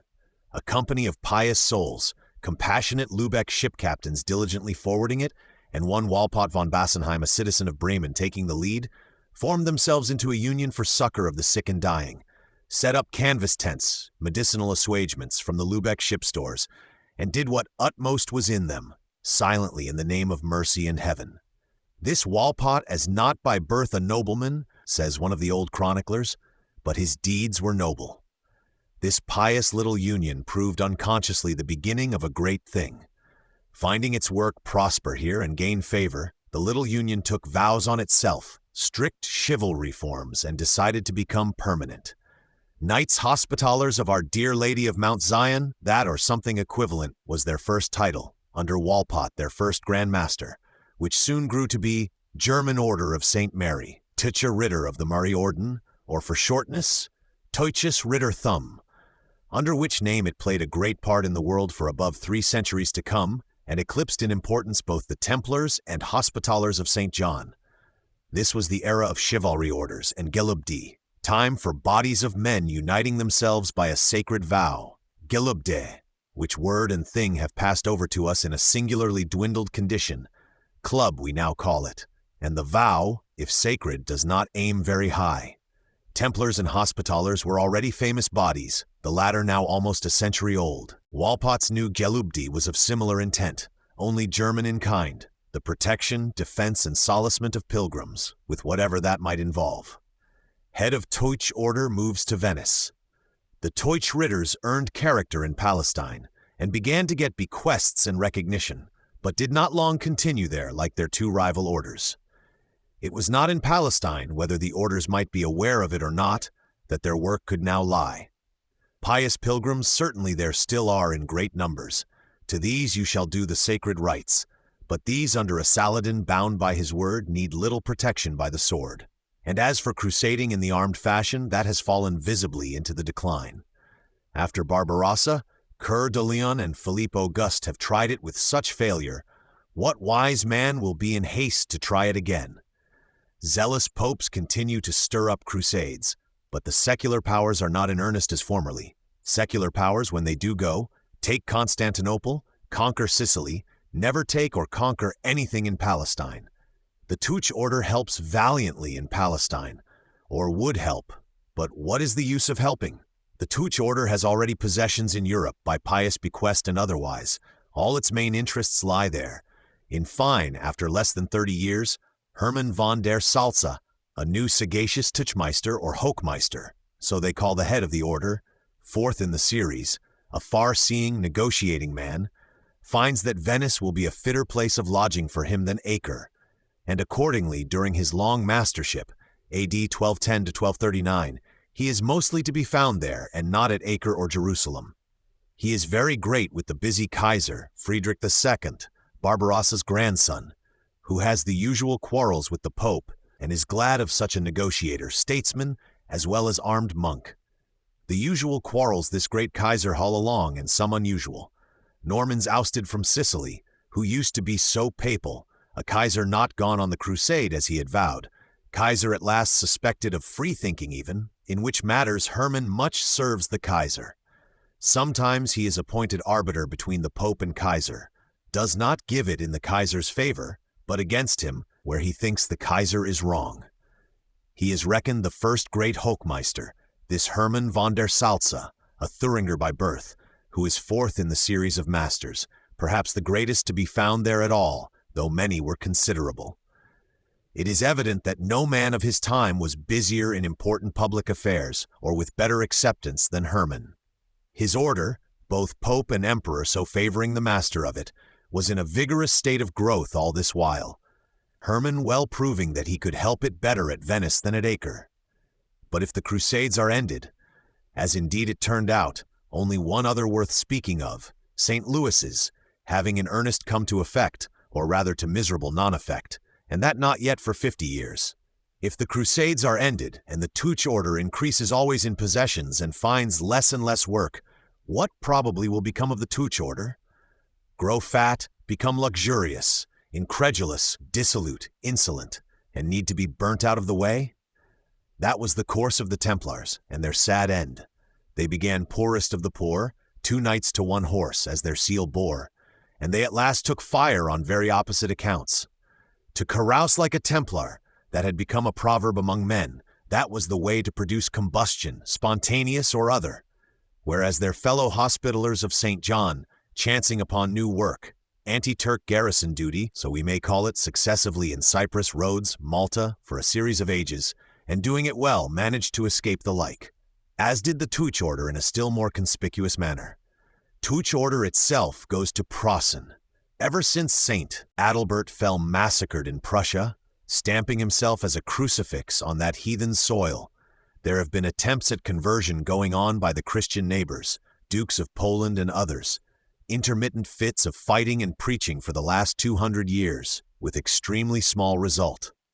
Body of Saint Adalbert was got at light weight, and the poor man canonized. There is even a titular bishop of Prussia. and pilgrimages wander to the shrine of Adalbert in Poland, reminding you of Prussia in a tragic manner. But what avails it? Missionaries, when they set foot in the country, are killed or flung out again. The Bishop of Prussia is titular merely, lives in Livland, Livonia, properly Bishop of Riga, among the Bremen trading settlers and converted Livlanders there, which is the only safe place, if even that were safe without aid of armed men, such as he has there even now.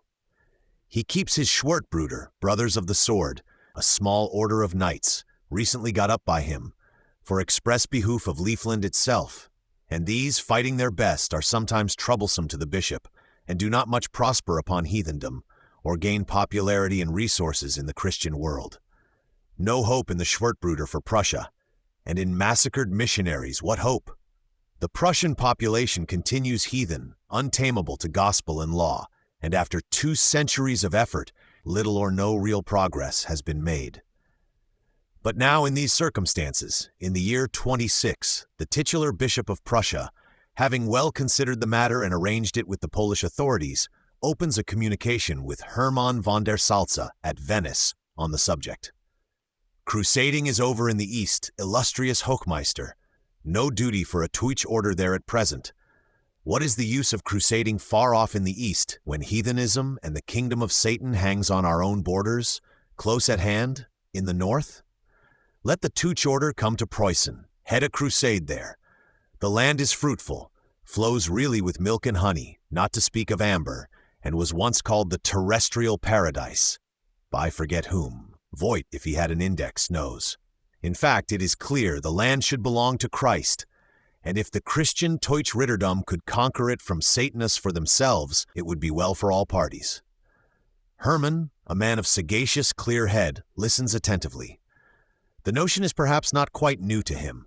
At all events, he takes up the notion, negotiates upon it with titular bishop, with Pope, Kaiser, Duke of Poland, Teutsch order, and in brief, about 2 years afterwards, AD 1228, having done the negotiatings to the last item, he produces his actual Teutsch Ritters ready on Prussian ground.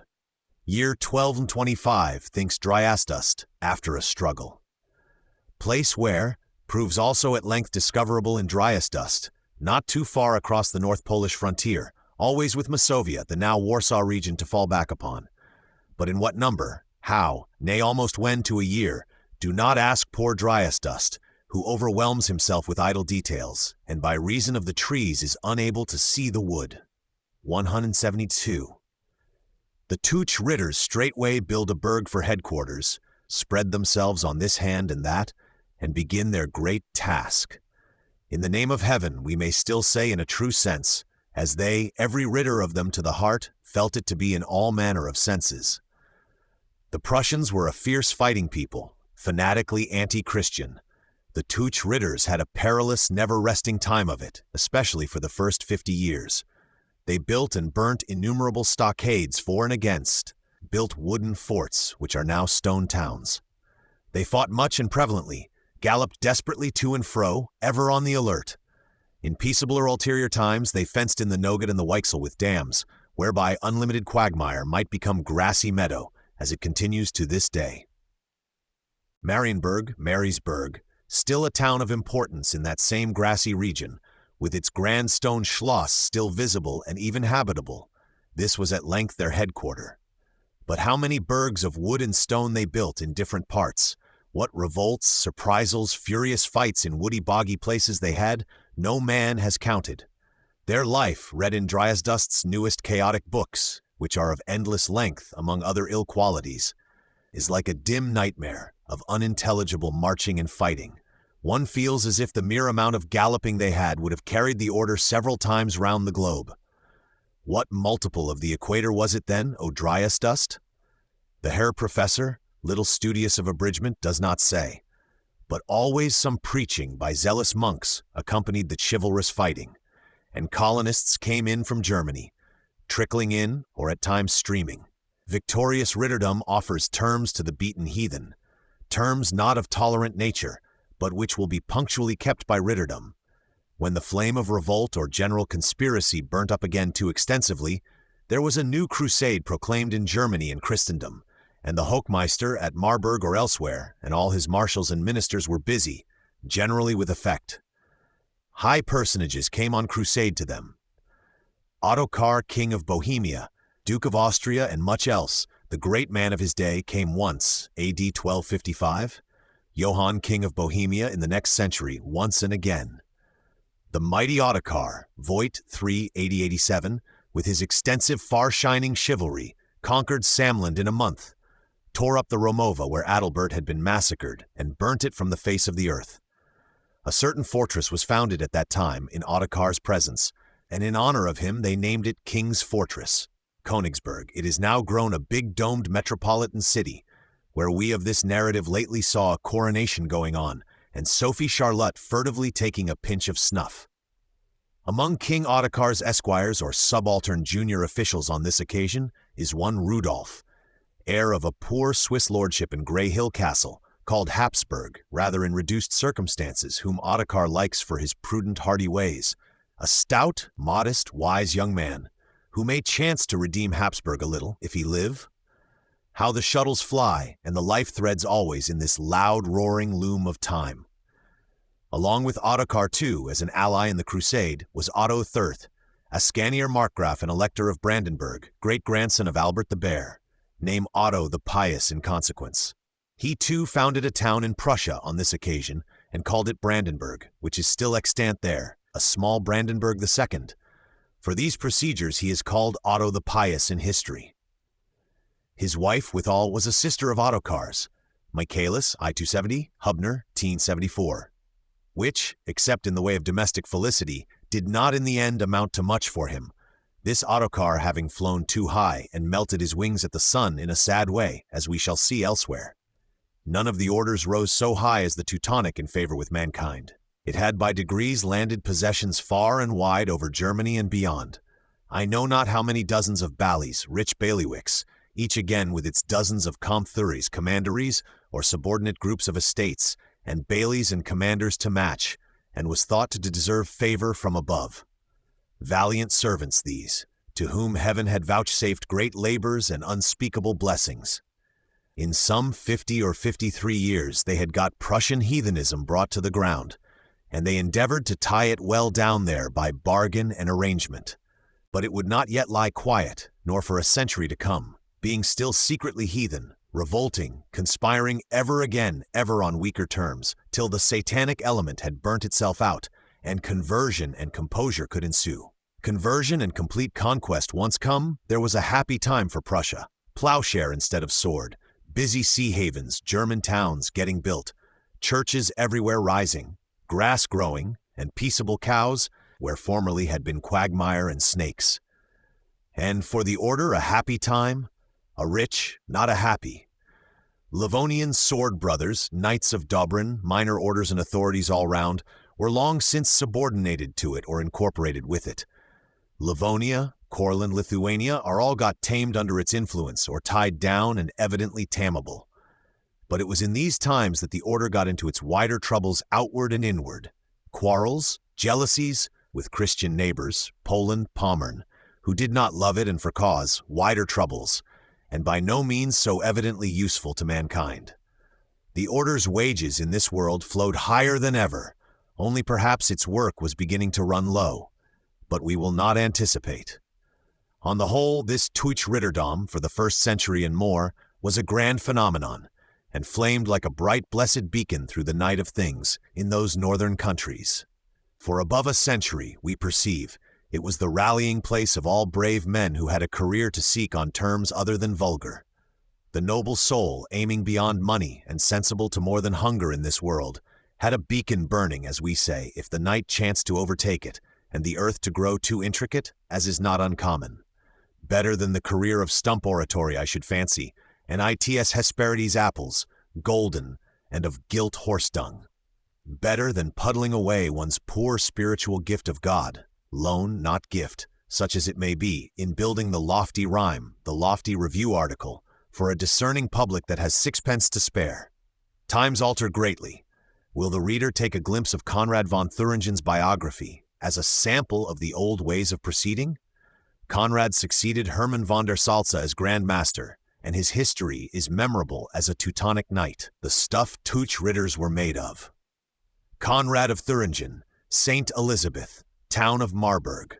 Conrad, younger brother of the Landgraf of Thuringen, which prince lived chiefly in the Wartburg, romantic old hill castle, now a Weimar Eisenach property and showplace, then an abode of very earnest people, was probably a child in arms in that same Wartburg, while Richard Coeur de Lion was getting home from Palestine and into troubles by the road.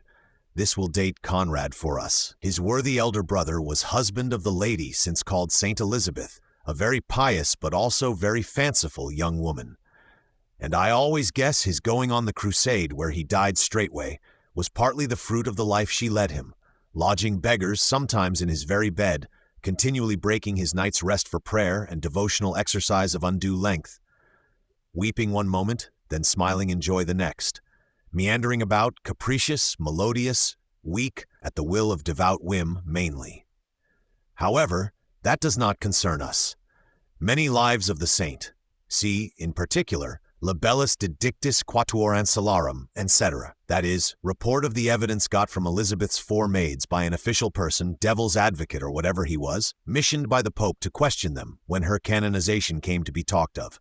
A curious piece, in Mucinae Scriptores Rexum Germanicarum, Lipsia, 1728 to 1730, where also are other details. Sure enough, her poor Landgraf went crusading, your Kaiser Frederick II's crusade, who could not put it off longer. Poor Landgraf fell ill by the road at Brindisi and died, not to be driven farther by any cause. Conrad, left guardian to his deceased brother's children, had at first much quarrel with Saint Elizabeth, though he afterwards took far other thoughts. Meanwhile he had his own appanage, Landgraf by rank he too, and had troubles enough with that of itself. For instance, once the Archbishop of Mainz, being in debt, laid a heavy tax on all abbeys under him, on Reichardsbraun and Abbey of Conrad's among others. "Don't pay it," said Conrad to the abbot. Abbot refused accordingly, but was put under ban by the Pope, obliged to comply and even to be whipped thrice before the money could be accepted. 2 whippings at Erfurt from the Archbishop there had been, and a third was just going on there one morning when Conrad, traveling that way, accidentally stepped into Matins. Conrad flames into a blazing whirlwind at the phenomenon disclosed. "Whip my abbot? And he is to pay then? Archbishop of Beelzebub?" And took the poor archbishop by the rochets, and spun him hither and thither, nay, was for cutting him in two, had hot friends hysterically busied themselves, and got the sword detained in its scabbard, and the archbishop away. Here is a fine coil like to be for Conrad. Another soon follows, from a quarrel he had with Fritzlar, imperial Freetown in those parts, perhaps a little stiff upon its privileges, and high towards a Landgraf.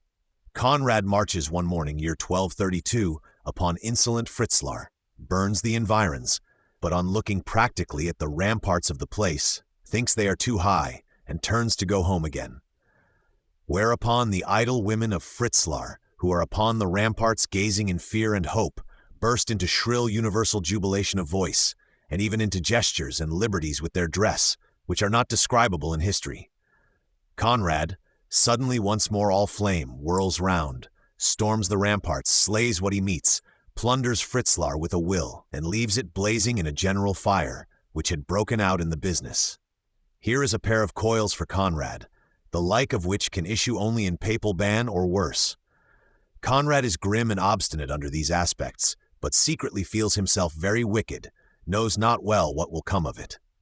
Sauntering one day in his outer courts, he notices a certain female beggar, necessitous female of loose life, who tremulously solicits charity of him. Necessitous female gets some fraction of coin, but along with it bullying rebuke in very liberal measure, and goes away weeping bitterly and murmuring about want that drove me to those courses.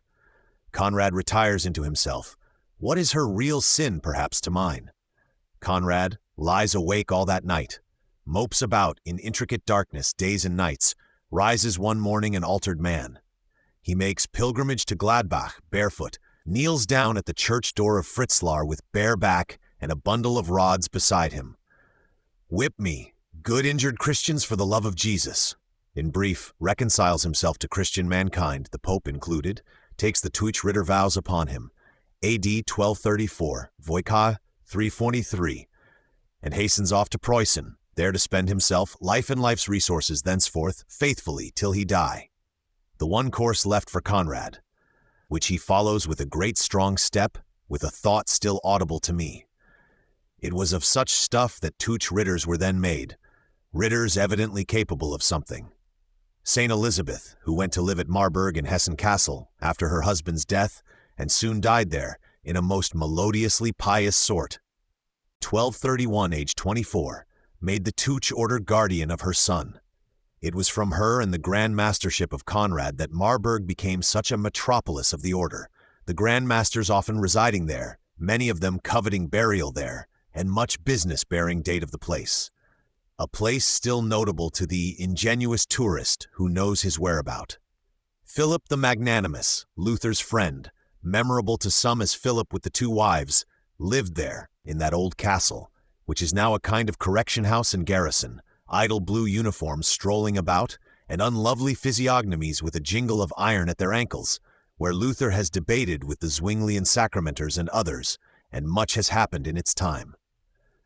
Saint Elizabeth and her miracles, considerable surely of their kind, were the first origin of Marburg as a town, a mere castle, with adjoining hamlet before that. Strange, grey, old, silent town, rich in so many memories. It stands there, straggling up its rocky hill edge towards its old castles and edifices on the top, in a not unpicturesque manner. Flanked by the river Lahn and its fertile plains. Very silent, except for the delirious screech, at rare intervals, of a railway train passing that way from Frankfurt-on-Main to Kassel. Church of St. Elizabeth, high, grand church, built by Conrad our Hochmeister, in reverence of his once terrestrial sister-in-law, stands conspicuous in the plain below, where the town is just ending. St. Elizabeth's shrine was once there, and pilgrims wending to it from all lands. Conrad himself is buried there, as are many Hochmeisters, their names and shields of arms, Hermann's foremost, though Hermann's dust is not there, are carved, carefully kept legible, on the shafts of the Gothic arches, from floor to groin, long rows of them, and produce with the other tombs, tomb paintings by Dürer and the like, thoughts impressive almost to pain. St. Elizabeth's loculus was put into its shrine here by Kaiser Frederick II, and all manner of princes and grandees of the empire, 1,200,000 people looking on, say the old records, perhaps not quite exact in their arithmetic. Philip the Magnanimous, wishing to stop pilgrimages no whither, buried the loculus away, it was never known where, under the floor of that church somewhere, as is likeliest. Enough now of Marburg, and of its Teuchritters too. They had one or two memorable Hochmeisters and Teuchmeisters, whom we have not named here nor shall. In our excellent Kohler's Munzbelustige Nürnberg 1729 at Sec 382, v. 12, Vien 380, Secra, are valuable glimpses into the Teutonic order, as into hundreds of other things. The special book upon it is Voigt's, often cited here. 9 heavy volumes, grounded on faithful reading, but with a fatal defect of almost every other quality. There is one Hochmeister, somewhere about the 50th on the list, and properly the last real Hochmeister, Albert of Hohenzollern-Kulmbach by name, who will be very memorable to us by and by. Or will the reader care to know how Kulmbach came into the possession of the Hohenzollerns, Burggraves of Nuremberg? The story may be illustrative, and will not occupy us long. Chapter set. Margraviate of Kulmbach, Bayreuth, Ansbach.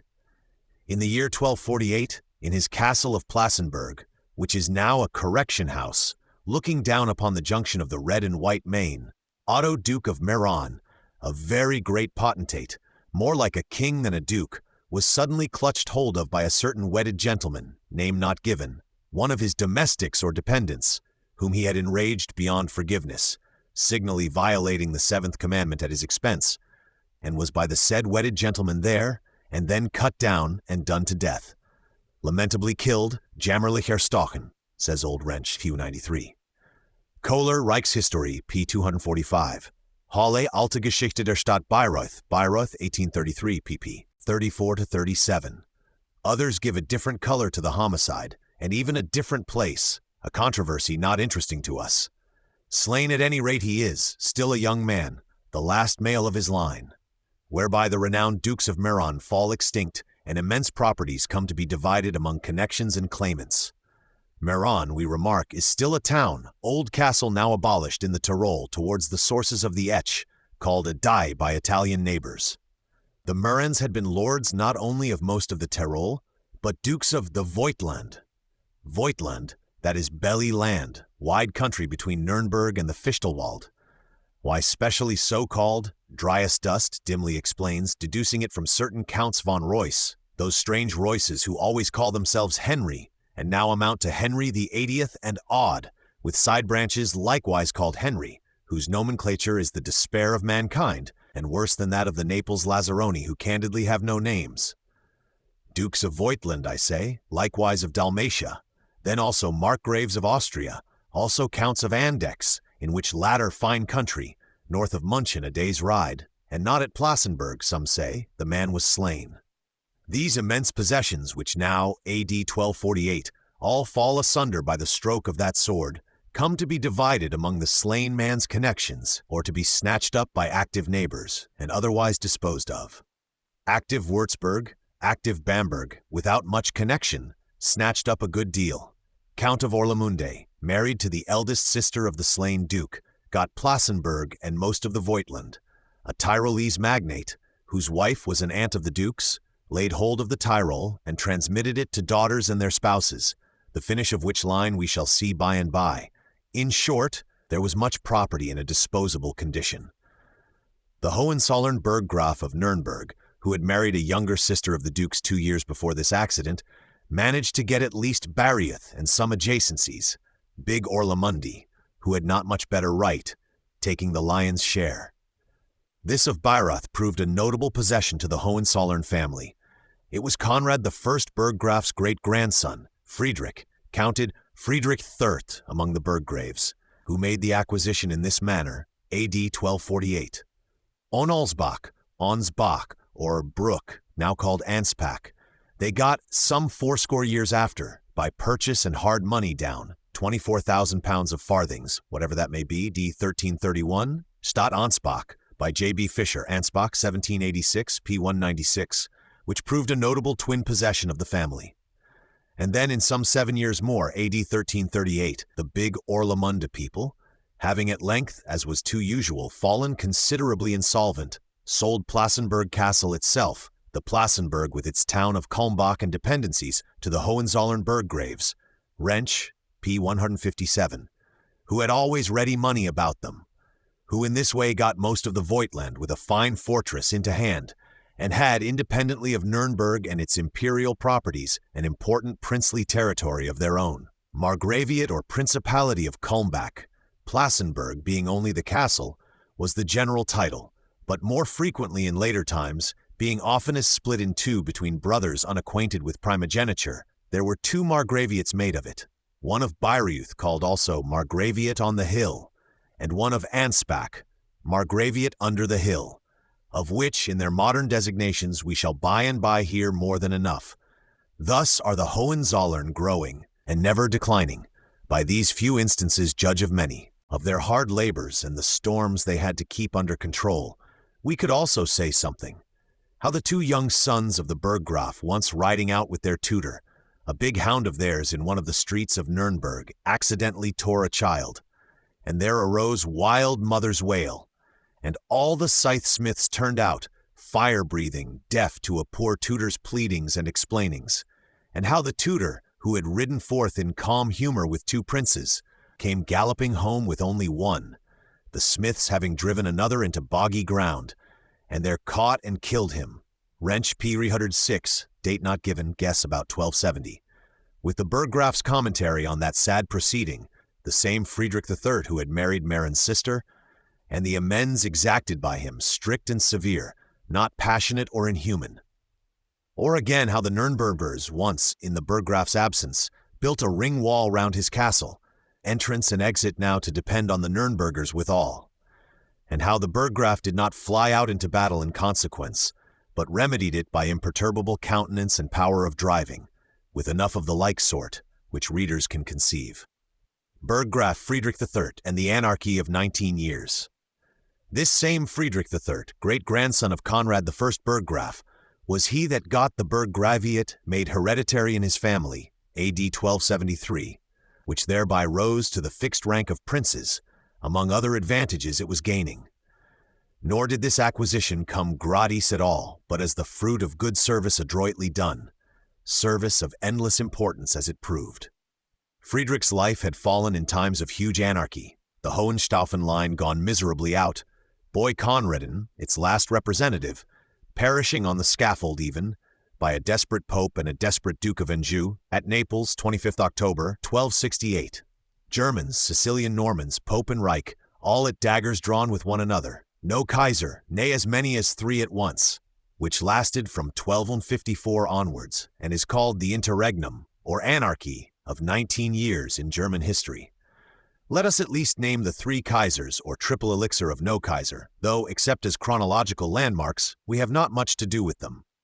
First Kaiser is William Count of Holland, a rough fellow, Pope's protege, Pope even raising cash for him, till William perished in the Dutch peat bogs, horse and man furiously pursuing in some fight there and getting swallowed up in that manner, which happily reduces our false Kaisers to two, second and third, who are both foreign to Germany.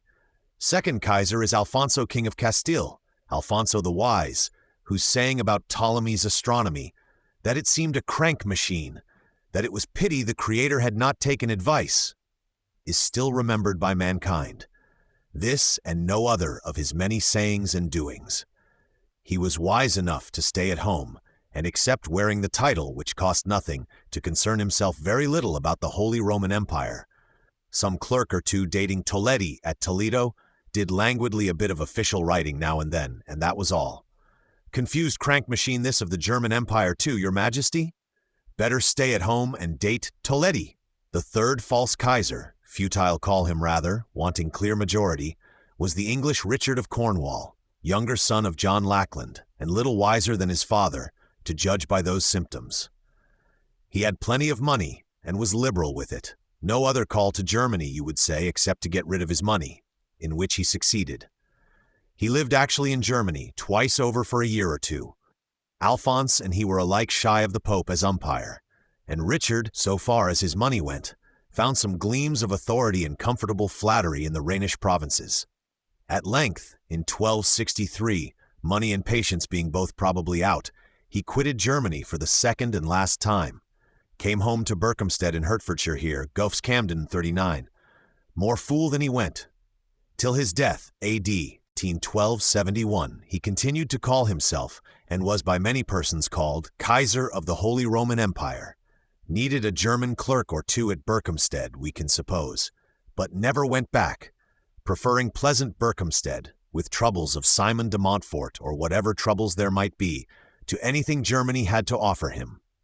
These were the three futile Kaisers, and the late Kaiser Conrad's young boy, who one day might have swept the ground clear of them, perished. Bright young Conradin, bright and brave, but only 16, and Pope's captive by ill luck, perished on the scaffold, throwing out his glove in symbolical protest, amid the dark, mute Neapolitan multitudes that wintry morning. It was October 25th, 1268.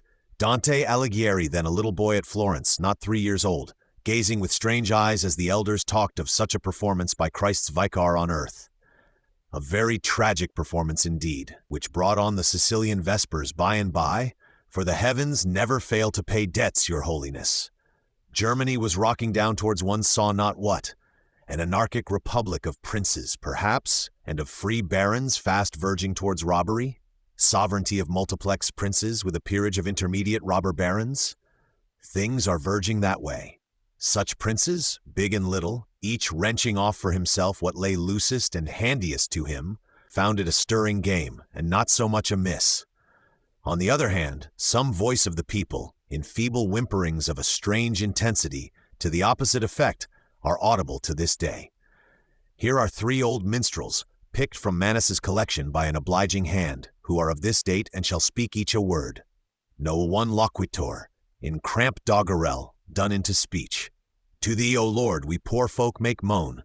The devil has sown his seeds in this land. Law thy hand created for protection of thy children. But where now is law? Widows and orphans weep that the princes do not unite to have a Kaiser. No, too. The princes grind in the Kaiser's mill. To the Reich they fling the siftings, and keep to themselves the meal. Not much in haste they to give us a Kaiser. Number 3. Like the plague of frogs, there they are come out, defiling the Reich's honor. Stork, when wilt thou appear then, and with thy stiff mandibles act upon them a little? Menzel Geschichte der Deutschen, 345. It was in such circumstance that Friedrich III, Burggraf of Nuremberg, who had long moaned and striven over these woes of his country, came to pay that visit late in the night, 1st or 2nd of October, 1273, to his cousin Rudolf, Lord of Habsburg, under the walls of Basel, a notable scene in history. Rudolf was besieging Basel, being in some feud with the bishop there, of which Friedrich and another had been proposed as umpires, and Friedrich now waited on his cousin in this hasty manner, not about the Basel feud, but on a far higher, quite unexpected errand, to say that he, Rudolf, was elected Kaiser, and that better times for the Holy Roman Empire were now probable with heaven's help. Wrench, pp. 299, 298. We call him cousin, though what the kindred actually was, a kindred by mothers, remains, except the general fact of it, disputable by dry as dust. The actual visit under the walls of Basel is by some considered romantic. But that Rudolf, tough steel-gray man, besieging Basel on his own quarrel, on the terms just stated, was altogether unexpectedly apprised of this great news, and that cousin Friedrich of Nuremberg had mainly contributed to such issue, is beyond question. Kohler, p. 249, 251. The event was salutary, like life instead of death, to anarchic Germany, and did eminent honor to Friedrich's judgment in men. Richard of Cornwall having at last died, and his futile German clerks having quitted Berkhamsted forever, Alfonso of Castile, not now urged by rivalry, and seeing long since what a crank machine the thing was, had no objection to give it up, said so to the Pope, who was himself anxious for a settled Kaiser, the supplies of papal German cash having run almost dry during these troubles.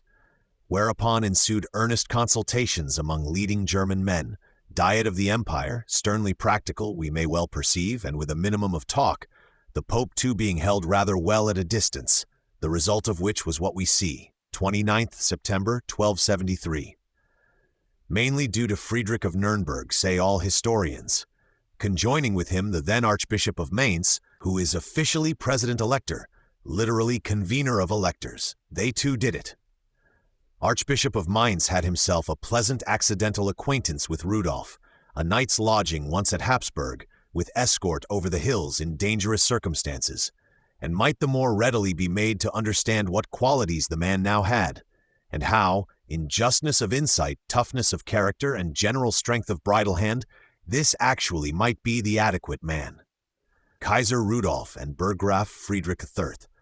Last time we saw Rudolf, near 30 years ago, he was some equerry or subaltern dignitary among the ridders of King Ottokar, doing a crusade against the Prussian heathen, and seeing his master found Königsberg in that country. Changed times now. Ottokar, King of Bohemia, who, by the strong hand mainly, and money to Richard of Cornwall in the late troubles, has become Duke of Austria and much else, had himself expected the Kaisership, and of all astonished men, King Ottokar was probably the most astonished at the choice made. A dread sovereign, fierce and terribly opulent, in every way resplendent to such degree, and this threadbare Swiss gentleman at arms, once my domestic, as Ottokar loved to term it, preferred to me. Flat insanity, King Ottokar thought, refused to acknowledge such a Kaiser, would not in the least give up his unjust properties, or even do homage for them or the others. But there also Rudolf contrived to be ready for him. Rudolf invaded his rich Austrian territories, smote down Vienna and all resistance that there was, 1276 Kohler p. Forced Ottokar to beg pardon and peace. No pardon nor any speech of peace, till you first do homage for all those lands of yours, whatever we may find them to be. Ottokar was very loath, but could not help himself. Ottokar quitted Prague with a resplendent retinue to come into the Danube country and do homage to my domestic that once was. He bargained that the sad ceremony should be at least private, on an island in the Danube between the two retinues or armies, and in a tent so that only official select persons might see it. The island is called Camberg, near Vienna, I conclude, in the middle of the Donau River. There Ottar accordingly knelt, he in great pomp of tailorage, Rudolf in mere buff jerkin, practical leather and iron. Hide it, charitable canvas, from all but a few. Alas, precisely at this moment, the treacherous canvas rushes down, hung so on purpose, thinks Ottokar, and it is a tent indeed, but a tent without walls, and all the world sees me in this scandalous plight. Ottokar rode home in deep gloom. His poor wife, too, upbraided him. He straightway rallied into war again, Rudolf again very ready to meet him. Rudolf met him, Friedrich of Nuremberg there among the rest under the Reich's banner, on the Marchfeld by the Donau, modern Wagram nearby, and entirely beat and even slew and ruined Ottokar. 26th August, 1278, Kohler, p. 53, whereby Austria fell now to Rudolf, who made his sons dukes of it, which, or even archdukes, they are to this day. Bohemia, Moravia, of these also Rudolf would have been glad, but of these there is an heir of Ottokar's left. These will require time and luck. Prosperous though toilsome days for Rudolf, who proved an excellent bit of stuff for a Kaiser, and found no rest, proving what stuff he was. In which prosperities, as indeed he continued to do in the perils and toils, Burggraf Friedrich III of Nuremberg naturally partook. Hence, and not gratis at all, the hereditary burggrafdom and many other favors and accessions he got. For he continued Rudolf's steady helper, friend and first man in all things, to the very end. Evidently one of the most important men in Germany, and candor will lead us to guess one of the worthiest during those bad years of interregnum and the better ones of Kaisership. After Conrad, his great-grandfather, he is the second notable architect of the family house, founded by Conrad, conspicuously built up by this Friedrich III, and the first story of it finished, so to speak. Then come two Friedrichs as burggrafs, his son and his grandson's grandson Friedrich IV, and Friedrich VI, by whom it was raised to the second story and the third, thenceforth one of the high houses of the world. That is the glimpse we can give of Friedrich, first hereditary burggraf, and of his cousin Rudolf, first Habsburg Kaiser.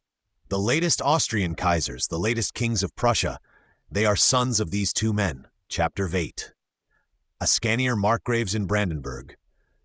We have said nothing of the Ascanier Markgraves, electors of Brandenburg, all this while, nor in these limits can we now or henceforth say almost anything. A proud enough, valiant, and diligent line of Markgraves, who had much fighting and other struggle in the world, steadily enlarging their border upon the Wends to the north, and adjusting it with mixed success against the Wedden gentlemen, who are Markgraves farther east, in the Lausitz now, who bound us to the south too, Meissen, Misnia, and who in fact came in for the whole of modern Saxony in the end. Much fighting, too, there was with the archbishops of Magdeburg, now that the Wends are down, standing quarrel there, on the small scale, like that of Kaiser and Pope on the great, such quarrel as is to be seen in all places and on all manner of scales, in that era of the Christian world. None of our Markgraves rose to the height of their progenitor, Albert the Bear, nor indeed except massed up, as Albert's line, and with a history evermore condensing itself almost to the form of label, can they pretend to memorability with us. What can Dryasdust himself do with them? That wholesome Dutch cabbages continued to be more and more planted, and peat mire, blending itself with waste sand, became available for Christian mankind, intrusive chaos, and especially divine Triglav and his ferocities being well held aloof. This, after all, is the real history of our Markgraves, and of this, by the nature of the case, Dryasdust can say nothing. Neumark, which once meant Brandenburg at large, is getting subdivided into Mid-Mark, into Uckermark, closest to the Wends, and in Old Mark and New much is spreading, much getting planted and founded. In the course of centuries there will grow gradually to be 7 cities, and as many towns, says one old jubilant topographer, as there are days in the year, struggling to count up 365 of them. Of Berlin city. In the year, guessed to be 1240, one Ascanier Markgraf fortifies Berlin, that is, first makes Berlin a German burg and inhabited outpost in those parts. The very name, some think, means little rampart, Werlin, built there, on the banks of the Spree, against the Wends and peopled with Dutch, of which latter fact, it seems, the old dialect of the place yields traces. Nikolai, Beschreibung der Königlichen Residenzstädte Berlin und Potsdam, Berlin 1786, IPP, 1617 of Einleitung. Nikolai rejects the Werlin etymology, admits that the name was evidently appellative, not proper, the Berlin to the Berlin, finds in the world 2 objects, one of them at Halle, still called the Berlin, and thinks it must have meant, in some language of extinct mortals, wild pasture ground. The scrubs, as we should call it. Possible, perhaps likely.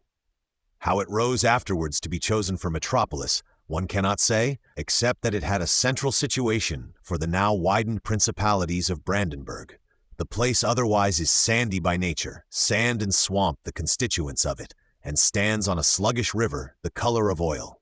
Wendish fishermen had founded some first nucleus of it long before, and called their fishing hamlet Köln, which is said to be the general Wendish title for places founded on piles, a needful method where your basis is swamp. At all events, Köln still designates the oldest quarter in Berlin, and Köln on the Spree, Cologne or Köln on the Rhine, being very different, continued, almost to modern times, to be the official name of the capital. How the Dutch and Wends agreed together, within their rampart, inclusive of both, is not said. The river lay between. They had two languages. Peace was necessary. It is probable they were long rather on a taciturn footing. But in the oily river you do catch various fish. Köln, amid its quagmires and straggling sluggish waters, can be rendered very strong. Some husbandry, wet or dry, is possible to diligent Dutchmen. There is room for trade also. Spree Havel Elbe is a direct water road to Hamburg and the ocean. By the Oder, which is not very far, you communicate with the Baltic on this hand, and with Poland and the uttermost parts of Silesia on that. Enough Berlin grows, becomes, in about 300 years, for one reason and another, capital city of the country, of these many countries. The Markgraves or electors, after quitting Brandenburg, did not come immediately to Berlin. Their next residence was Tangermunde, mouth of the Tanger, where Little Tanger issues into Elbe, a much grassier place than Berlin, and which stands on a hill, clay and sand hill, likewise advantageous for strength. That Berlin should have grown, after it once became capital, is not a mystery. It has quadrupled itself, and more, within the last 100 years, and I think doubled itself within the last 30. Markgraf Otto IV, or Otto with the arrow, one a Scanier Markgraf and one Otto IV by title, was a poet withal, had an actual habit of doing verse. There are certain so-called poems of his, still extant, read by Dryasdust, with such enthusiasm as he can get up, in the old collection of Minnesingers, made by Mannes the Zurich Burgermeister, while the matter was much fresher than it now is. Rudiger von Maness, who fought the Austrians too, made his Sammlung collection in the latter half of the 14th century. It was printed after many narrow risks of destruction in the interim in 1758, Bodmer and Breitinger editing, at Zurich, 2 vols 42. Madrigals all, mini-songs describing the passion of love, how Otto felt under it, well and also ill, with little peculiarity of symptom as appears. One of his lines is, Ich wünsch ich wär tot, I wish that I were dead. The others shall remain safe in Maness's collection. This same Markgraf Otto IV, year 1278, had a dreadful quarrel with the See of Magdeburg about electing a brother of his. The chapter had chosen another than Otto's brother. Otto makes war upon the chapter. Comes storming along. Will stable my horses in your cathedral on such and such a day. But the archbishop chosen, who had been a fighter formerly, stirs up the Magdeburgers by preaching, horses to be stabled here, my Christian brethren, by relics and quasi-miracles, to a furious condition, leads them out against Otto, beats Otto utterly, brings him in captive, amid hooting jubilations of the conceivable kind. Stable ready, but where are the horses, serene child of Satanus? Archbishop makes a wooden cage for Otto, big beams, spars stout enough, mere straw to lie on, and locks him up there. In a public situation in the city of Magdeburg, visible to mankind so, during certain months of that year 1278. It was in the very time while Ottokar was getting finished in the Marchfeld, much mutiny still abroad, and the new Kaiser Rudolf very busy. Otto's wife, all streaming in tears and flaming in zeal, what shall she do? Sell your jewels, so advises a certain old Johann von Buch, discarded ex-official. Sell your jewels, madam. Bribe the canons of Magdeburg with extreme secrecy, none knowing of his neighbor. They will consent to ransom on terms possible. Poor wife bribed as was bidden. Canons voted as they undertook, unanimous for ransom. High, but humanly possible. Markgraf Otto gets out on parole. But now how raise such a ransom, our very jewels being sold? Old Johann von Buchen indicates ways and means. Miraculous old gentleman. Markgraf Otto returns, money in hand, pays, and is solemnly discharged. The title of the sum I could give exact, but as none will in the least tell me what the value is, I humbly forbear. We are clear then at this date? Said Markgraf Otto from his horse, just taking leave of the Magdeburg canonry. Yes, answered they. Pshaw, you don't know the value of a Markgraf, said Otto. What is it then? Raingold ducats on his war horse and him, said Otto, looking up with a satirical grin, till horse and Markgraf are buried in them, and you cannot see the point of his spear atop. That would be a cone of gold coins equal to the article, thinks our Markgraf, and rides grinning away. Michaelis I-21, Pauli, 316, Clotra. The poor archbishop, a valiant, pious man, finding out that late, strangely unanimous vote of his chapter for ransoming the Markgraf, took it so ill that he soon died of a broken heart, say the old books. Die he did before long, and still Otto's brother was refused as successor.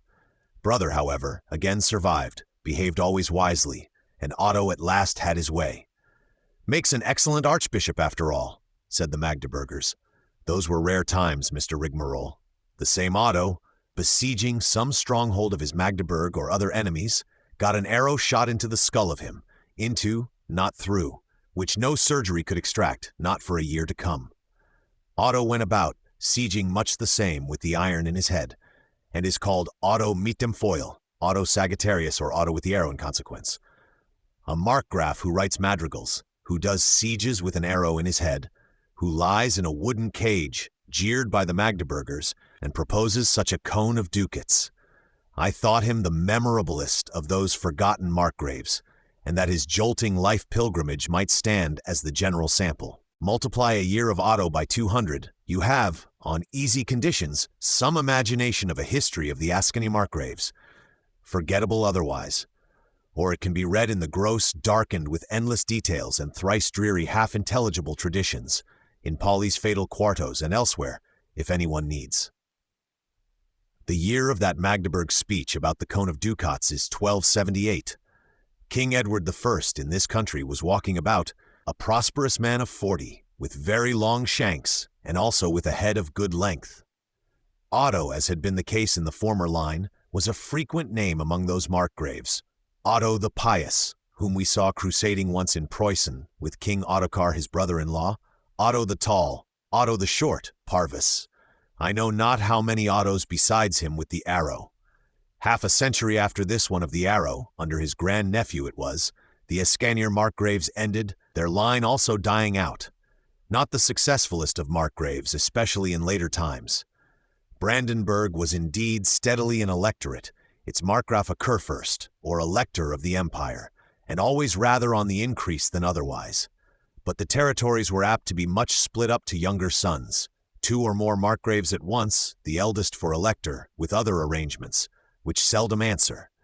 They had also fallen into the habit of borrowing money, pawning, redeeming a good deal, with Teutsch Ritters and others.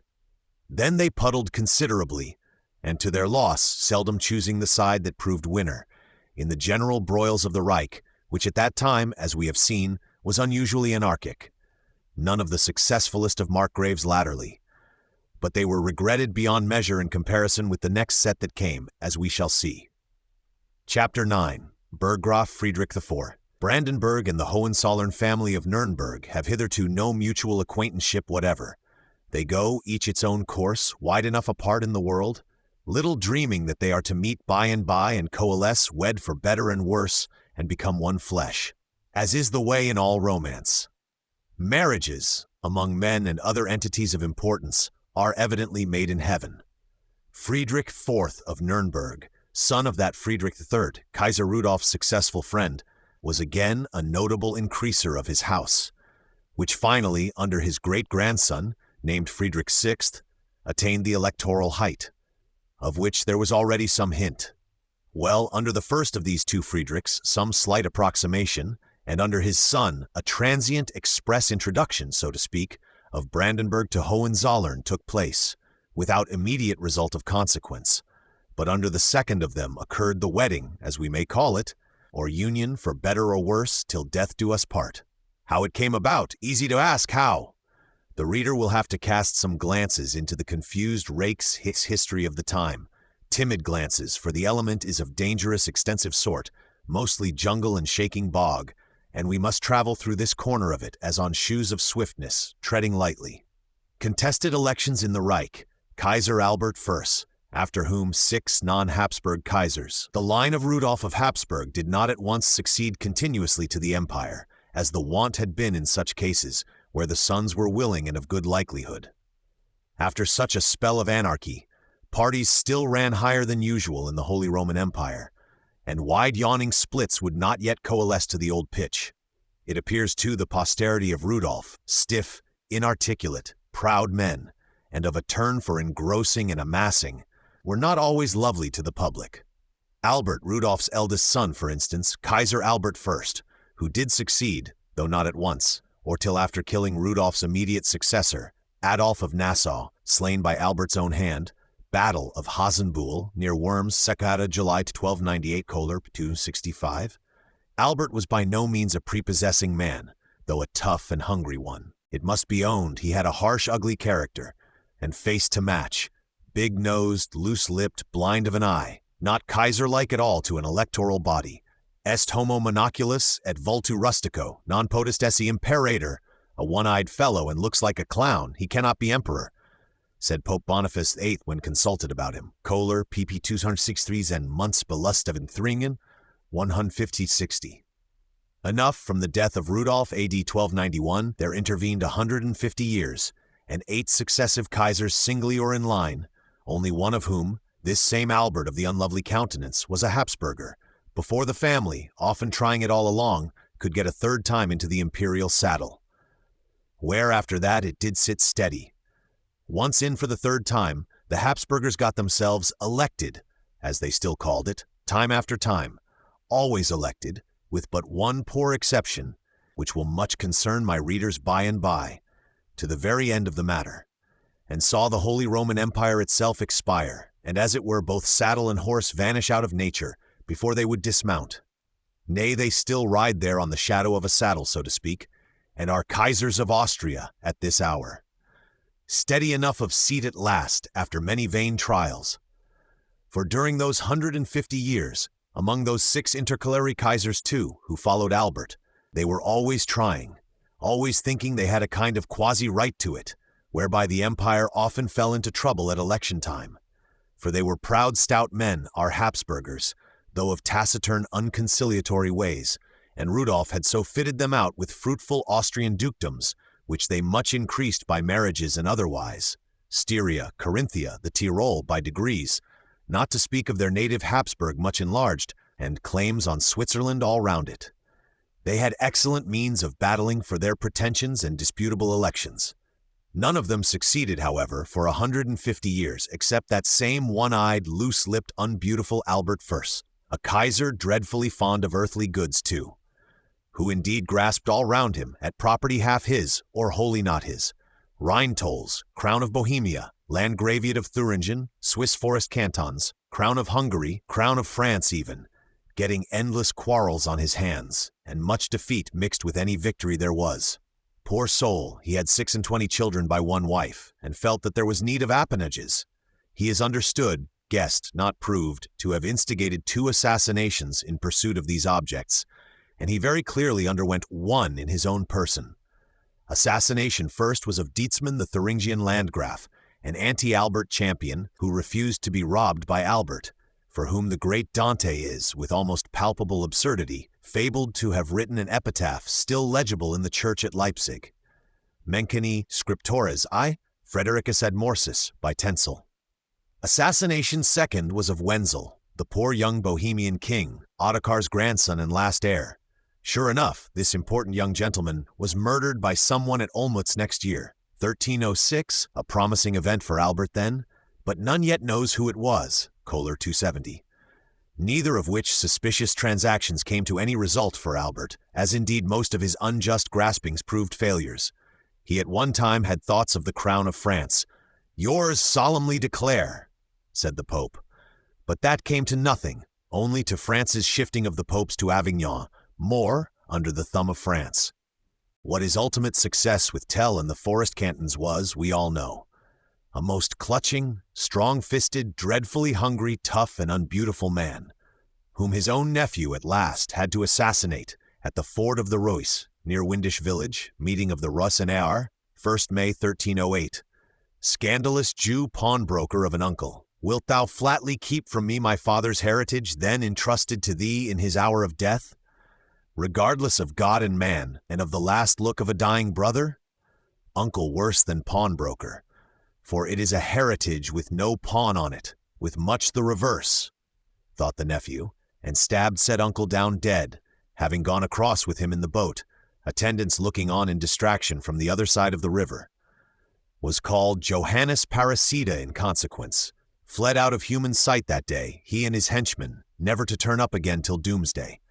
For the pursuit was transcendent, regardless of expense, the cry for legal vengeance very great, on the part of Albert's daughters chiefly, though in vain, or nearly so, in this world. Kohler, PV2. Hormer Österreichischer Plutarch oder Leben und Bildnisse Sichere, 12 Bändchen, Wien, 1807, a superior book, I-65. Of Kaiser Henry VII and the Luxembourg Kaisers. Of the other 6 Kaisers not Habsburgers, we are bound to mention one and dwell a little on his fortunes and those of the family he founded. Both Brandenburg and our Hohenzollerns coming to be much connected therewith, as time went on. This is Albert's next successor, Henry Count of Luxembourg, called among Kaisers Henry VII. He is founder, he alone among these non-Habsburgers, of a small intercalary line of Kaisers, the Luxembourg line, who amount indeed only to 4, himself included, and are not otherwise of much memorability, if we except himself. Though straggling about like well-rooted briars in that favorable ground, they have accidentally hooked themselves upon world history in 1 or 2 points. By accident, a somewhat noteworthy line, those Luxembourg Kaisers, a celebrated place too, or name of a place, that Luxembourg of theirs, with its French marshals, grand Parisian edifices, lending it new luster. What, thinks the reader, is the meaning of Luxembourg? Luxembourg, Luxembourg. Merely Lutzelburg, wrong pronounced. And that again is nothing but Littleborough. Such is the luck of names. Heinrich Graf von Luxembourg was, after some pause on the parasite of Albert, chosen Kaiser, on account of his renowned valor, say the old books, and also, add the shrewder of them, because his brother, Archbishop of Trier, was one of the electors, and the Pope did not like either the Austrian or the French candidate then in the field. Chosen, at all events, he was, 27th November, 1308, Kohler, clearly and by much, the best Kaiser that could be had. A puissant soul who might have done great things had he lived. He settled feuds, cut off oppressions from the Reichsstati, free towns, had a will of just sort, and found or made a way for it. Bohemia lapsed to him, the old race of kings having perished out, the last of them far too suddenly at Olmütz, as we saw lately. Some opposition there was, but much more favor, especially by the Bohemian people. And the point, after some small siege of Prague and the like, was definitely carried by the Kaiser. The now Burggraf of Nuremberg, Friedrich IV, son of Rudolph's friend, was present at this siege of Prague, 1311. A Burggraf much attached to Kaiser Henry, as all good Germans were. But the Kaiser did not live. He went to Italy, our Burggraf of Nuremberg and many more along with him, to pull the crooked Guelph-Ghibelline facts and Avignon Pope a little straight if possible, and was vigorously doing it when he died on a sudden, poisoned in sacramental wine, say the Germans.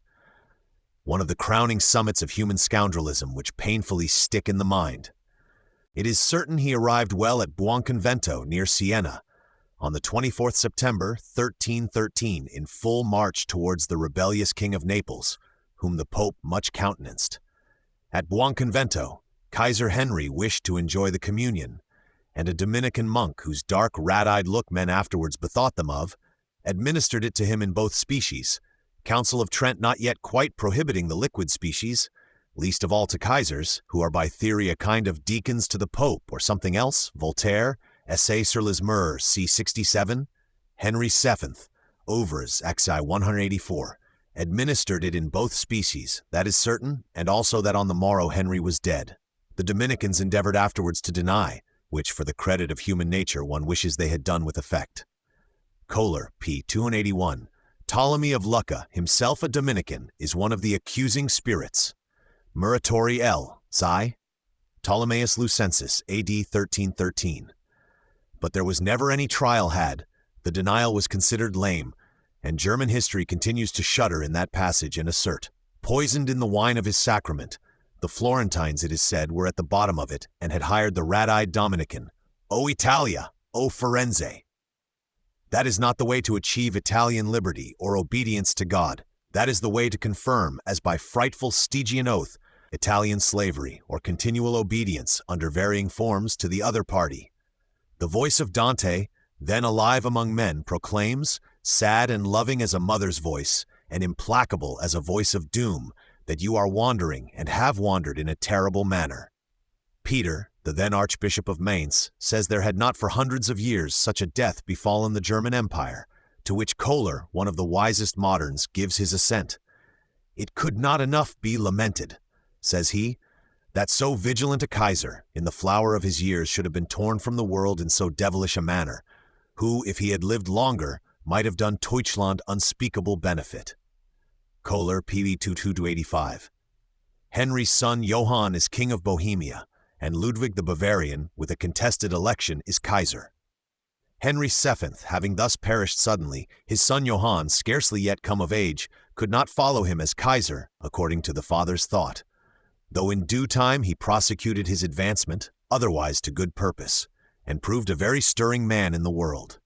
By his father's appointment, to whom as Kaiser the chance had fallen, he was already King of Bohemia, strong in his right and in the favor of the natives, though a titular competitor, Henry of the Tyrol, beaten off by the late Kaiser, was still extant, whom, however, and all other perils Johann contrived to weather, growing up to be a far-sighted, stout-hearted man and potent Bohemian king, widely renowned in his day.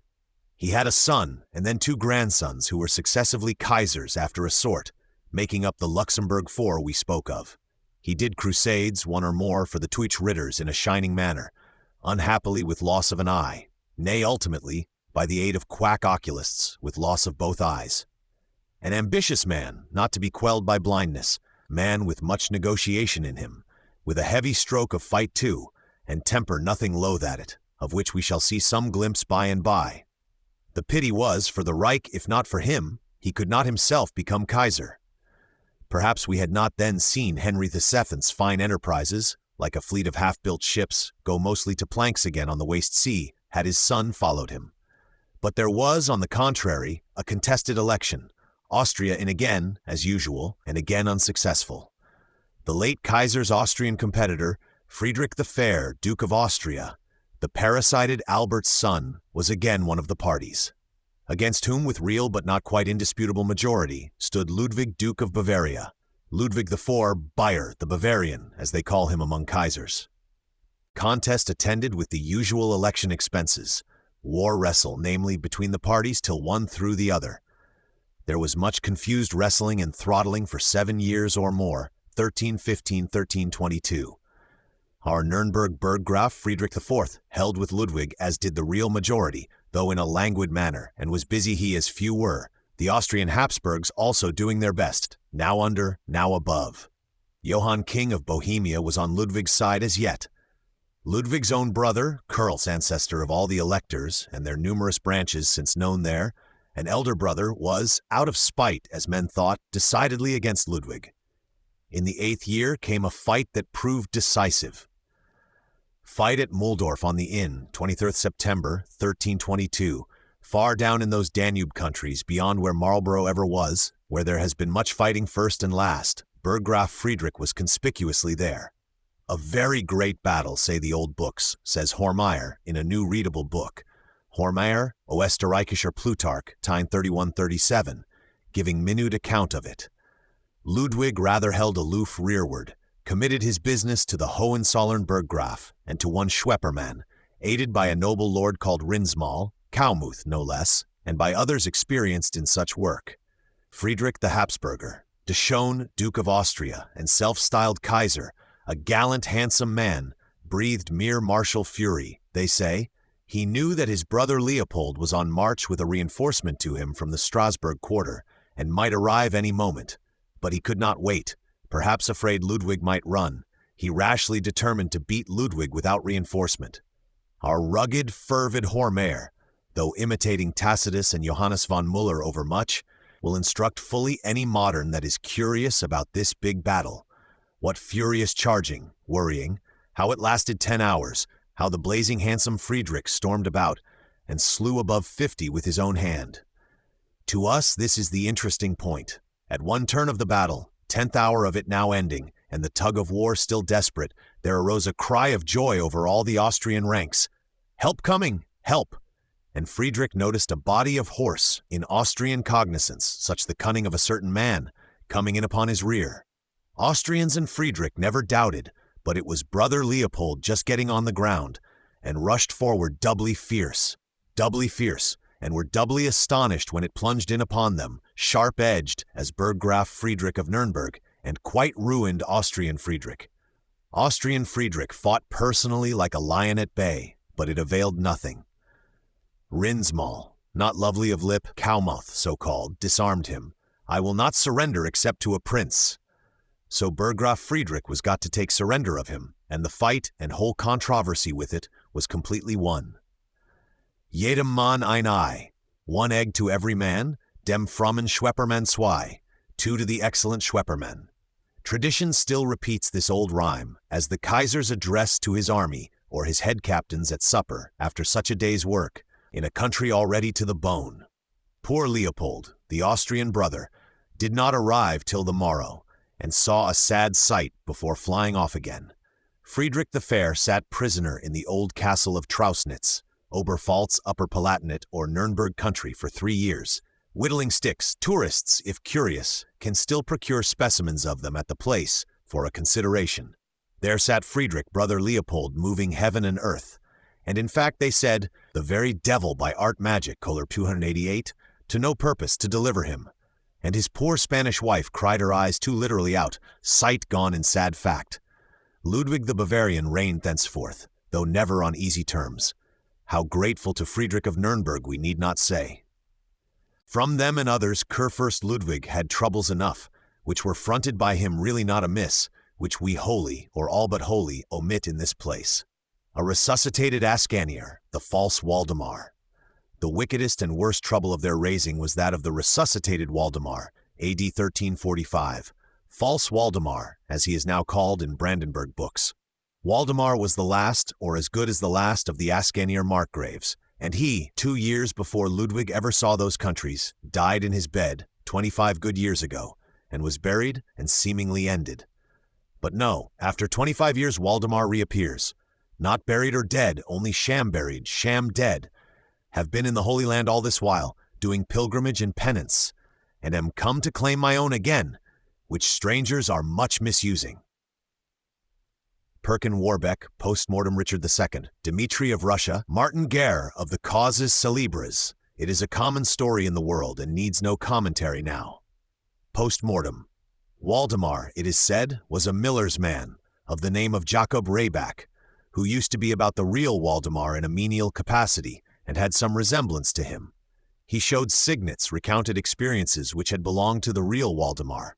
Many believed in his pretension and took arms to assert it. The Reich being in much internal battle at the time, poor Kaiser Ludwig, with his Avignon popes and angry kings Johann wading in deep waters. Especially the disaffected cousinry, or princes of Anhalt, believed and battled for post-mortem Waldemar, who were thought to have got him up from the first. Kurfürst Ludwig had 4 or 5 most sad years with him, all the worse when the Pfaffen-Kaiser, King Johann's son, came on the stage. In the course of them, AD 1346, and Kaiser Ludwig, yielding not indeed to him, but to death, vanished from it 2 years after. Elected 1314, Muhldorf, and election complete 1322, died 1347, age 60, leaving Kurfürst Ludwig to his own shifts with the Pfaffen-Kaiser, whom he could not now hinder from succeeding to the Reich. He tried hard, set up, he and others, an anti-Kaiser, Gunther of Schwarzburg, temporary anti-Kaiser whom English readers can forget again. He bustled, battled, negotiated up and down, and ran across, at one time, to Preußen, to the Deutsche Ritters, presumably to borrow money, but it all would not do. The Pfaffen-Kaiser carried it in the Diet and out of the Diet. Karl fought by title, a sorry enough Kaiser, and by nature an enemy of Ludwig's. It was in this whirl of intricate misventures that Kurfürst Ludwig had to deal with his false Waldemar, conjured from the deeps upon him, like a new goblin, where already there were plenty in the dance round poor Ludwig, of which nearly inextricable goblin dance, threatening Brandenburg for one thing with annihilation, and yet leading Brandenburg abstrusely towards new birth and higher destinies. How will it be possible, without raising new ghosts in a sense, to give readers any intelligible notion? Here, flickering on the edge of conflagration after duty done, is a poor note which perhaps the reader had better, at the risk of superfluity, still in part take along with him. Kaiser Henry VII, who died of sacramental wine, first of the Luxembourg Kaisers, left Johann still a boy of 15, who could not become the second of them, but did in time produce the second, who again produced the third and fourth. Johann was already king of Bohemia. The important young gentleman, Ottokar's grandson, whom we saw murdered at Olmütz, none yet knows by whom, had left that throne vacant, and it lapsed to the Kaiser, who, the nation also favoring, duly put in his son Johann. There was a competitor, Duke of the Tyrol, who claimed on loose grounds, "My wife was aunt of the young murdered king," said he, "wherefore Kaiser," and Johann after him rebutted this competitor, but he long gave some trouble, having great wealth and means. Far worse, the marriage itself went awry. Johann's crown prince was a soft-natured her, say the books. Why bring your big she-bear into a poor deer's den? Enough, the marriage came to nothing, except to huge brawlings far enough away from us, and Margaret Pouchmouth has now divorced her Bohemian crown prince as a nullity, and again weds, on similar terms, Kaiser Ludwig's son, our Brandenburg Kurfürst, who hopes possibly that he now may succeed as Kaiser, on the strength of his father and of the Tyrol, which turned out far otherwise. The marriage was done in the church of Innsbruck, 10th February, 1342, for we love to be particular. Kaiser Ludwig, happy man, and many princes of the empire looking on, little thinking what a coil it would prove. At the high altar she stripped off her veil, symbol of wifehood or widowhood, and put on a Jungfernkrantz, maiden's garland, symbolically testifying how happy Ludwig Jr. still was. They had a son by and by, but their course otherwise, and indeed this wise too, was much checkered. King Johann, seeing the Tyrol gone in this manner, gloomed terribly upon his crown prince, flung him aside as a nullity. "Go to Moravia, out of sight, on an appanage you, be crown prince no longer," and took to fighting Kaiser Ludwig, colleagued diligently with the hostile pope with the king of France, intrigued and colleagued far and wide, swearing by every method everlasting enmity to Kaiser Ludwig, and set up his son Karl as Pfaffen-Kaiser. Nay, perhaps he was at the bottom of post-obit Waldemar too. In brief, he raised mainly this devil's dance, in which, Kaiser Ludwig having died, poor Kurfürst Ludwig, with Maltasche hanging on him, is sometimes near his wit's end. Johann's poor crown prince, finding matters take this turn, retired into Maren, Moravia, as bidden, Margrave of Maren, and peaceably adjusted himself to his character of nullity and to the loss of Maltasche. Chose, for the rest, a new princess in wedlock with more moderate dimensions of mouth, and did produce sons and daughters on a fresh score. Produced among others one Jobst his successor in the appanage or margrafdom, who, as Jobst or Jodocus of Maren, made some noise for himself in the next generation, and will turn up again in reference to Brandenburg in this history. As for Margaret Pouchmouth, she, with her new husband as with her old, continued to have troubles, pretty much as the sparks fly upwards. She had fierce siegings after this, and explosive procedures, little short of Monk Schwartz, who was just inventing gunpowder at the time. We cannot hope she lived in Elysian harmony with Kurfürst Ludwig, the reverse in fact, and oftenest with the whole breadth of Germany between them, he in Brandenburg, she in the Tyrol. Nor did Ludwig Jr. ever come to be Kaiser, as his father and she had hoped. On the contrary, King Johann of Bohemia's people, it was they that next got the Kaisership and kept it, a new provocation to Maltasche. Ludwig and she had a son, as we said, Prince of the Tyrol and appendages, titular Margraf of Maren, and much else, by nature. But alas, he died about 10, a precocious boy. Fancy the wild weeping of a maternal she-bear. And the father had already died. In 1361 died Kurfürst Ludwig, 1363 the boy, 1366 Maltasche herself, a malicious world whispering that perhaps she poisoned them both. The proud woman, now old too, pursed her big coarse lips together at such rumor, and her big coarse soul, in a gloomy scorn appealing beyond the world, in a sorrow that the world knew not of. She solemnly settled her Tyrol and appendages upon the Austrian archdukes, who were children of her mother's sister, whom she even installed into the actual government to make matters surer. This done, she retired to Vienna on a pension from them, there to meditate and pray a little before death came, as it did now in a short year or two. Tyrol and the appendages continue with Austria from that hour to this, Margaret's little boy having died. Margaret of the pouch mouth, rugged dragoon major of a woman, with occasional steel cap on her head, and capable of swearing terribly in Flanders or elsewhere, remains in some measure memorable to me.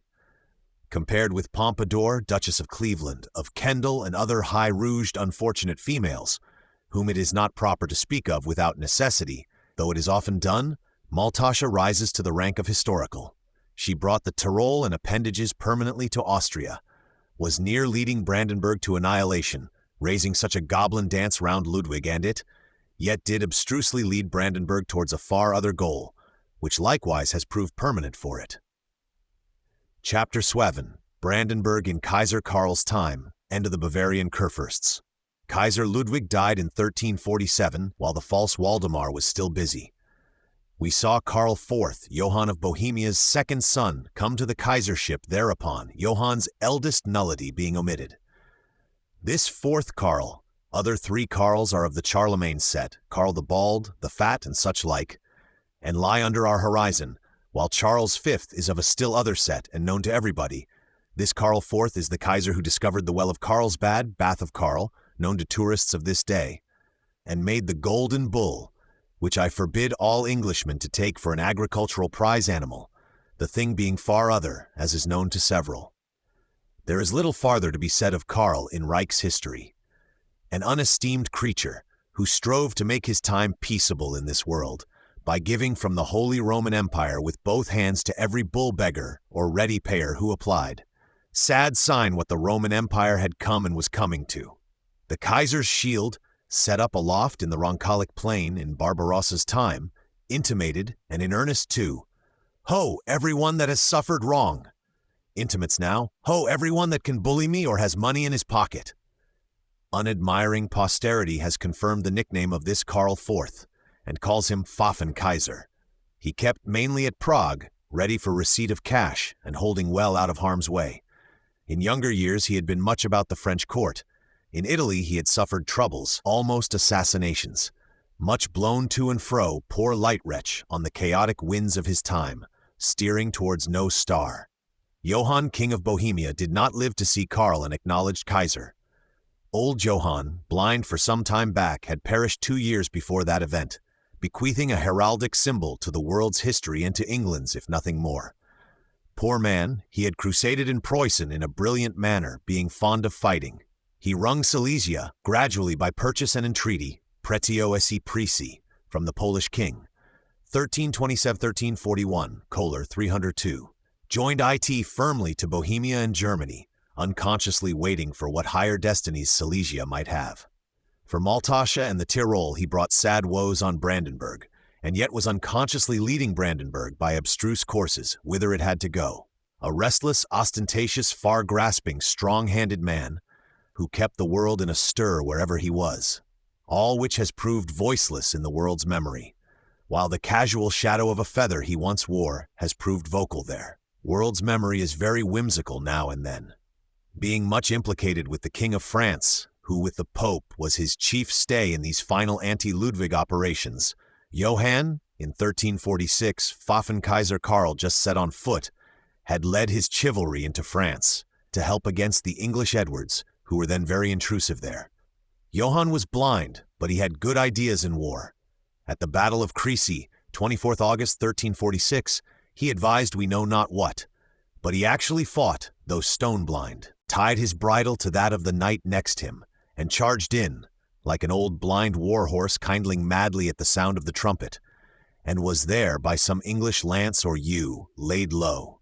They found him on that field of carnage, field of honor too, in a sort, his old blind face looking very blindly to the stars. On his shield was blazoned a plume of 3 ostrich feathers with "Et Dei serve" written under, with which emblem every English reader is familiar ever since. This editor himself, in very tender years, noticed it on the Britannic Majesty's war drums, and had to inquire of children of a larger growth what the meaning might be. That is all I had to say of King Johann and his Ich Dien. Of the Luxembourg Kaisers, 4 in number, 2 sons of Karl still to come, who accept him of the sacramental wine, with Ich Dien for son, are good for little, and deserve no memory from mankind except as they may stick, not easily extricable, to the history of nobler men. Of them also I could wish to be silent, but must not. Must at least explain how they came in as Luxembourg Kurfürsts in Brandenburg, and how they went out, leaving Brandenburg not annihilated, but very near it. End of resuscitated Waldemar. Kurfürst Ludwig sells out. Imaginary Waldemar being still busy in Brandenburg, it was natural for Kaiser Karl to find him genuine, and keep up that goblin dance round poor Kurfürst Ludwig, the late Kaiser's son, by no means a lover of Karl's. Considerable support was managed to be raised for Waldemar. Kaiser Karl regularly infeoffed him as real Kurfürst, so far as parchment could do it, and in case of his decease, says Karl's diploma farther, the princes of Anhalt shall succeed. Ludwig in any case is to be 0 henceforth. War followed, or what they called war, much confused invading, bickering, and throttling, for 2 years to come. Most of the towns declared for Waldemar, and their old Anhalt line of Margraves. Ludwig and the Bavarian sort are clearly not popular here. Ludwig held out strenuously, however, would not be beaten. He had the King of Denmark for brother-in-law, had connections in the Reich. Perhaps still better, he had the Reich's insignia, lately his father's, still in hand. He stood obstinate siege from the Kaiser's people and the Anhalters, shouted in Denmark to help, started an anti-Kaiser, as we said, temporary anti-Kaiser Gunther of Schwarzburg, whom the reader can forget a second time. In brief, Ludwig contrived to bring Kaiser Karl and imaginary Waldemar with his Anhalters to a quietus and negotiation, and to get Brandenburg cleared of them. Year 1349. They went their ways, and that devil's dance, which had raged 5 years and more round Ludwig, was fairly got laid or lulled again. Imaginary Waldemar, after some farther ineffectual wrigglings, retired altogether into private life at the court of Dessau, and happily died before long.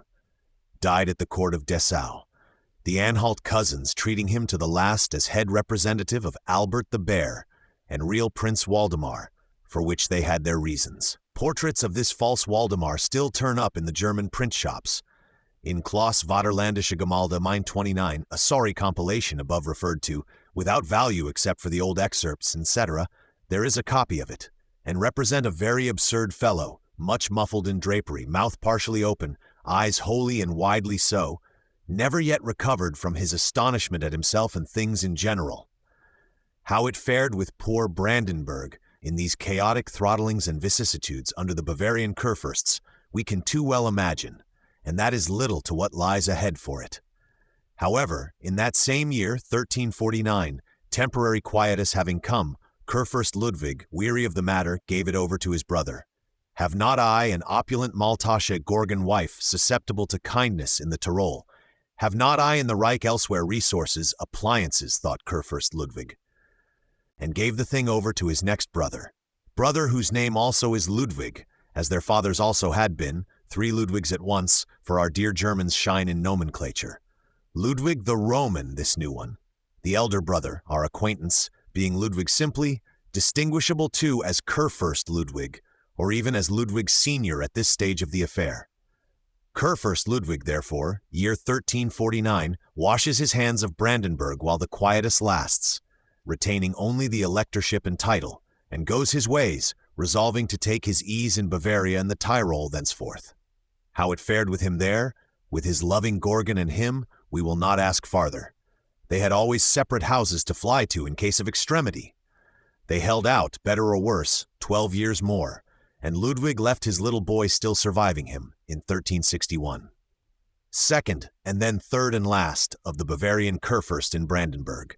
In Brandenburg, the new Markgraf Ludwig, who we say is called the Roman, Ludwig der Romer, having been in Rome, to distinguish him, continued warring with the anarchies, 15 years in a rather tough manner without much victory on either side, made his peace with Kaiser Karl, however, delivering up the Reich's insignia, and tried to put down the domestic robbers who had got on foot, many of them persons of quality, 282, till he also died childless, A.D. 1365, having been kurfürst too since his brother's death for some 4 years. Whereupon Brandenburg, electorship and all titles with it, came to Otto, third son of Kaiser Ludwig, who is happily the last of these Bavarian electors. They were an unlucky set of sovereigns, not hitherto without desert, and the unlucky country suffered much under them. By far the unluckiest and by far the worst was this Otto, a dissolute, drinking, entirely worthless Herr, under whom, for 8 years, confusion went worse confounded, as if plain chaos were coming, and Brandenburg and Otto grew tired of each other to the last degree. In which state of matters, A.D. 1373, Kaiser Karl offered Otto a trifle of ready money to take himself away. Otto accepted greedily, sold his electorate and big mark of Brandenburg to Kaiser Karl for an old song, 200,000 thalers, about 30,000 pounds, and only half of it ever paid. Michaelis at 283, withdrew to his Schloss of Wolfstein in Bavaria, and there, on the strength of that or other sums, rolled deep as possible in every sort of debauchery, and so in few years puddled himself to death, foully ending the Bavarian set of kurfürsts. They had lasted 50 years, with endless trouble to the country and to themselves, and with such mutual profit as we have seen. Chapter 13. Luxembourg Kurfürsts in Brandenburg. If Brandenburg suffered much under the Bavarian Kurfürst for 50 years, it was worse, and approached to the state of worst, under the Luxemburgers, who lasted for some 40 more. 90 years of anarchy in all, which at length brought it to great need of help from the fates. Karl IV made his eldest boy, Wenzel, still only about 12, Elector of Brandenburg, 1373, born 1361. Wenzel shall be Kaiser and King of Bohemia one day, thinks Karl, which actually came to pass, and little to Wenzel's profit, by and by. In the meanwhile Karl accompanied him to Brandenburg, which country Karl liked much at the money, and indeed ever after, in his old days, he seemed rather to busy himself with it. He assembled some kind of standa, states, twice over, got the country incorporated with Bohemia by them, and made tight and handy so far. Brandenburg shall rest from its woes, and be a silent portion of Bohemia henceforth, thinks Karl, if the heavens so please. Karl, a futile Kaiser, would fain have done something to encourage trade in Brandenburg, though one sees not what it was he did, if anything. He built the Schloss of Tungermunde, and oftenest lived there in time coming, a quieter place than even Prague for him. In short, he appears to have fancied his cheap purchase, and to have cheered his poor old futile life with it, as with one thing that had been successful. Poor old creature, he had been a Kaiser on false terms. Ho, every one that dare bully me, or that has money in his pocket. A Kaiser that could not but be futile. In 5 years' time he died, King of Bohemia, 1346 on his father's death. Kaiser, acknowledged on Ludwig the Bear's death, 1347, died 1378, aged 62, and doubtless was regretted in Brandenburg and even in the Reich, in comparison with what came next. In Brandenburg he left, instead of one indifferent or even bad governor steadily tied to the place and in earnest to make the best of it, a fluctuating series of governors holding loose and not in earnest, which was infinitely worse. These did not try to govern it, sent it to the pawnbroker, to a fluctuating series of pawnbrokers, under whom, for the next 35 years, Brandenburg tasted all the fruits of non-government, that is to say, anarchy or government by the pawnbroker, and sank faster and faster towards annihilation as it seemed. That was its fate under the Luxembourg Kurfürsts, who made even the Bavarian and all others be regretted. One thing Kaiser Karl did, which ultimately proved the saving of Brandenburg, made friendship with the Hohenzollern Burggraves. These, Johann II, temporary Statthalter Johann, and his brother, who were co-regents in the family domain, when Karl first made appearance, had stood true to Kaiser Ludwig and his son, so long as that play lasted at all. Nay, one of these Burggraves was talked of as Kaiser after Ludwig's death, but had the wisdom not to try. Kaiser Ludwig being dead, they still would not recognize the Pfaffen-Kaiser Karl, but held gloomily out, so that Karl had to march in force into the Nuremberg country, and by great promises, by considerable gifts, and the example of the other princes of the empire, Hallow Eve, 1347 on the field of Nuremberg, agreement was come to. Wrench p. 326, brought them over to do homage, after which their progress and that of their successor, Johann's son Friedrich Futh, in the grace of Karl was something extraordinary. Karl gave his daughter to this Friedrich V's eldest son, appointed a daughter of Friedrich's for his own second prince, the famed Sigismund, famed that is to be, which latter match did not take effect, owing to changed outlooks after Karl's death. Nay, there is a deed still extant about marrying children not yet born. Karl to produce a princess within 5 years, and Burggraf Friedrich Foth a prince for that purpose. Wrench p. 336. But the Burggraf never had another prince, though Karl produced the due princess and was ready for his share. Unless indeed this strange, eager-looking document, not dated in the old books, may itself relate to the above wedding which did come to pass. Years before that, Karl had made his much-esteemed Burggraf Friedrich Pfuff Captain General of the Reich, Imperial Vicar, substitute if need were, and much besides. Nay, had given him the Landgraviate of Alsace, so far as lay with him to give, of which valuable country this Friedrich had actual possession so long as the Kaiser lived. Best of men, thought the poor light Kaiser, never saw such a man. Which proved a salutary thought, after all. The man had a little boy Fritz, not the betrothed to Karl's princess, still chasing butterflies at Kulmbach when Karl died. In this boy lie new destinies for Brandenburg. Towards him, and not towards annihilation, are Karl and the Luxembourg Kurfürst and pawnbrokers unconsciously guiding it. Chapter 14. Burggraf Friedrich Sist. Karl left 3 young sons, Wenzel, Sigismund, Johann, and also a certain nephew much older, all of whom now more or less concern us in this unfortunate history. Wenzel, the eldest son, heritable Kurfürst of Brandenburg as well as King of Bohemia, was as yet only 17, who nevertheless got to be Kaiser, 1378, on his father's death, and went widely astray, poor soul. The nephew was no other than Margrave Jobst of Moravia, son of Maltosch's late nullity there, now in the vigor of his years and a stirring man. To him, for a time, the chief management in Brandenburg fell in these circumstances. Wenzel, still a minor and already Kaiser and King of Bohemia, gave up Brandenburg to his 2 younger brothers, most of it to Sigismund, with a cutting for Johann to help their appanages, and applied his own powers to govern the Holy Roman Empire at that early stage of life. To govern the Holy Roman Empire, poor soul, or rather to drink beer and dance with the girls, in which, if defective in other things, Wenzel had an eminent talent. He was one of the worst Kaisers and the least victorious on record. He would attend to nothing in the Reich, the Prague white beer and girls of various complexion being much preferable, as he was heard to say. He had to fling his poor queen's confessor into the river Moldau, Johann of Nepomuk, saint so-called, if he is not a fable altogether, whose statue stands on bridges ever since in those parts. Wenzel's Bohemians revolted against him, put him in jail, and he broke prison, a boatman's daughter helping him out with adventures. His Germans were disgusted with him, deposed him from the Kaisership, 25th May 1400, Kohler, chose Rupert of the Pfalz, and then after Rupert's death, 1410 p. 336, chose Wenzel's own brother Sigismund in his stead, left Wenzel to jumble about in his native Bohemian element, as king there for 19 years longer, still breaking pots to a ruinous extent. He ended by apoplexy, or sudden spasm of the heart, terrible Ziska, as it were, killing him at second hand.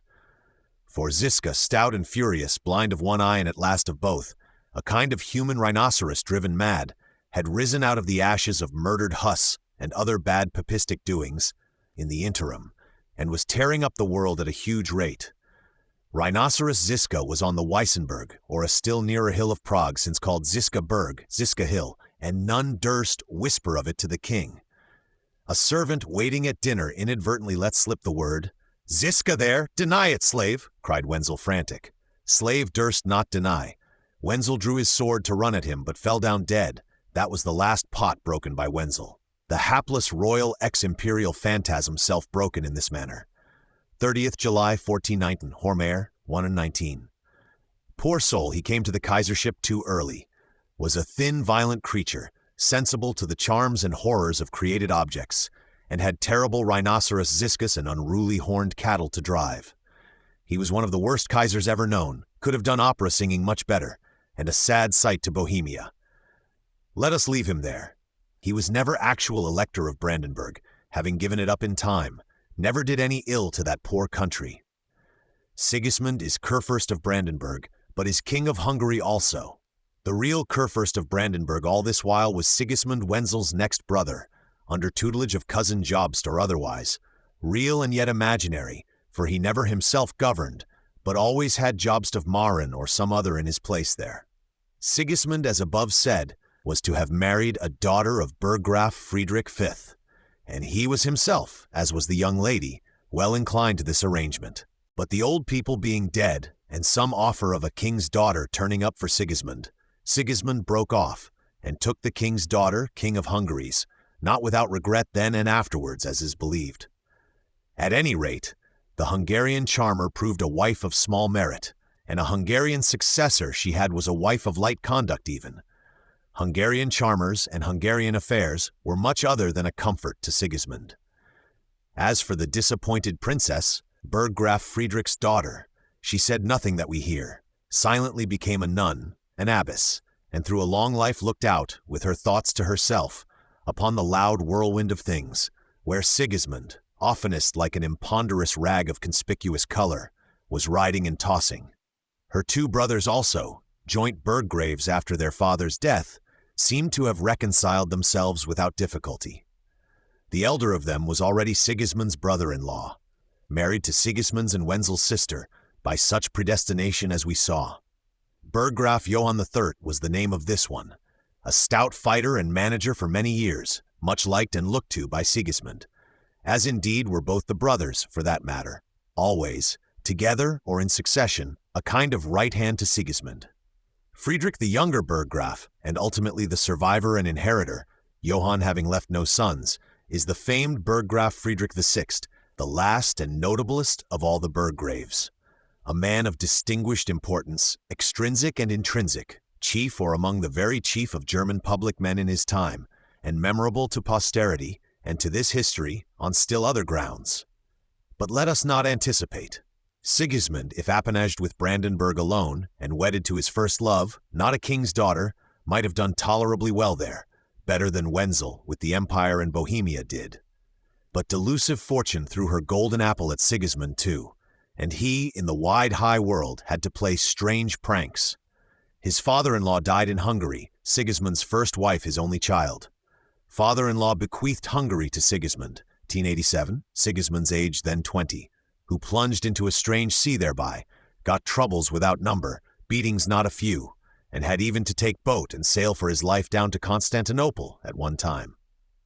In which sad adventure Burggraf Johann escorted him, and as it were tore him out by the hair of the head. These troubles and adventures lasted many years, in the course of which Sigismund, trying all manner of friends and expedients, found in the Burggraves of Nuremberg, Johann and Friedrich, with their talents, possessions, and resources, the main or almost only sure support he got.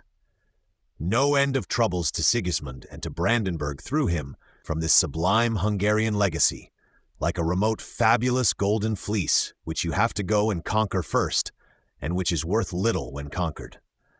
Before ever setting out, AD 1387, Sigismund saw too clearly he would have cash to raise, an operation he had never done with, all his life afterwards. He pawned Brandenburg to cousin Jobst of Marin, got 20,000 Bohemian gulden, I guess a most slender sum if Dryasdust would but interpret it. This was the beginning of pawnings to Brandenburg, of which when will the end be? Jobst thereby came into Brandenburg on his own right for the time, not as tutor or guardian, which he had hitherto been. Into Brandenburg, and there was no chance of repayment to get him out again. Cousin Jobst has Brandenburg in pawn. Jobst tried at first to do some governing, but finding all very anarchic, grew unhopeful, took to making matters easy for himself. Took, in fact, to turning a penny on his pawn ticket, alienating crown domains, winking hard at robber barons and the like, and after a few years went home to Moravia, leaving Brandenburg to shift for itself under a statthalter, viceregent, more like a hungry land steward whom nobody took the trouble of respecting. Robber castles flourished, all else decayed. No highway not unsafe, Many a Turpin with 16 quarters, and styling himself Edel Her, noble gentleman, took to living from the saddle. What are Hamburg peddlers made for but to be robbed? The towns suffered much, any trade they might have had going to wreck in this manner. Not to speak of private feuds which abounded ad libitum. Neighboring potentates, Archbishop of Magdeburg and others, struck in also at discretion, as they had gradually got accustomed to do, and snapped away some convenient bit of territory, or more legitimately they came across to coerce, at their own hand, this or the other edle Herr of the Turpin sort, whom there was no other way of getting at, when he carried matters quite too high. Droves of 600 swine. I have seen, by reading in those old books, certain noble gentlemen, of Putlitz, I think, driving them openly, captured by the stronger hand, and have heard the short querulous squeak of the bristly creatures. What is the use of being a pig at all, if I am to be stolen in this way and surreptitiously made into ham? Pigs do continue to be bred in Brandenburg, but it is under such discouragements. Agriculture, trade, well-being and well-doing of any kind. It is not encouragement they are meeting here. Probably few countries, not even Ireland, have a worse outlook unless help come. Pauli, I 541 and 12. Michaelis, I 283 to 285. Jobst came back in 1398 after 8 years' absence, but no help came with Jobst.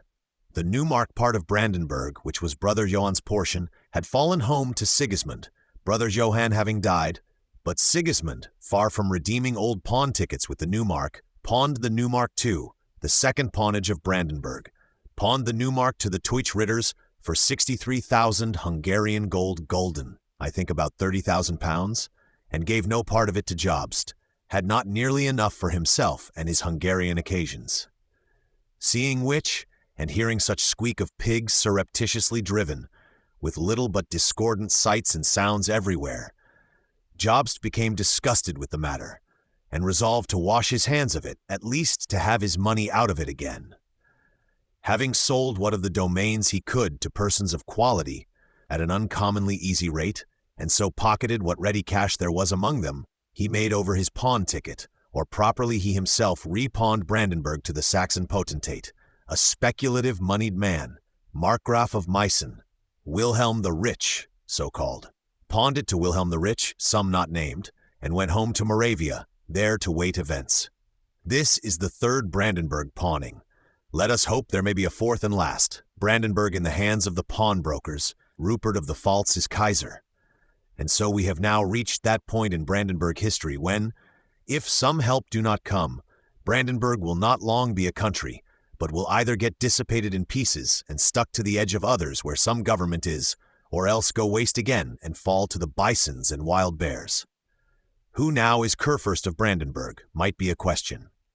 I unquestionably, Sigismund would answer with astonishment. Soft, your Hungarian Majesty, thinks Jobst, till my cash is paid, may it not probably be another? This question has its interest. The electors just now, AD 1400, are about deposing Wenzel, must choose some better Kaiser. If they wanted another scion of the House of Luxembourg, a mature old gentleman of 60, full of plans, plausibilities, pretensions, Jobst is their man. Jobst and Sigismund were of one mind as to Wenzel's going. At least Sigismund voted clearly so, and Jobst said nothing counter. But the Kurfürsts did not think of Jobst for successor. After some stumbling, they fixed upon Rupert Kurpfalz, Elector Palatine, Ruprecht von der Pfalz, as Kaiser. Rupert of the Pfalz proved a highly respectable Kaiser, lasted for 10 years, 1410, with honor to himself and the Reich.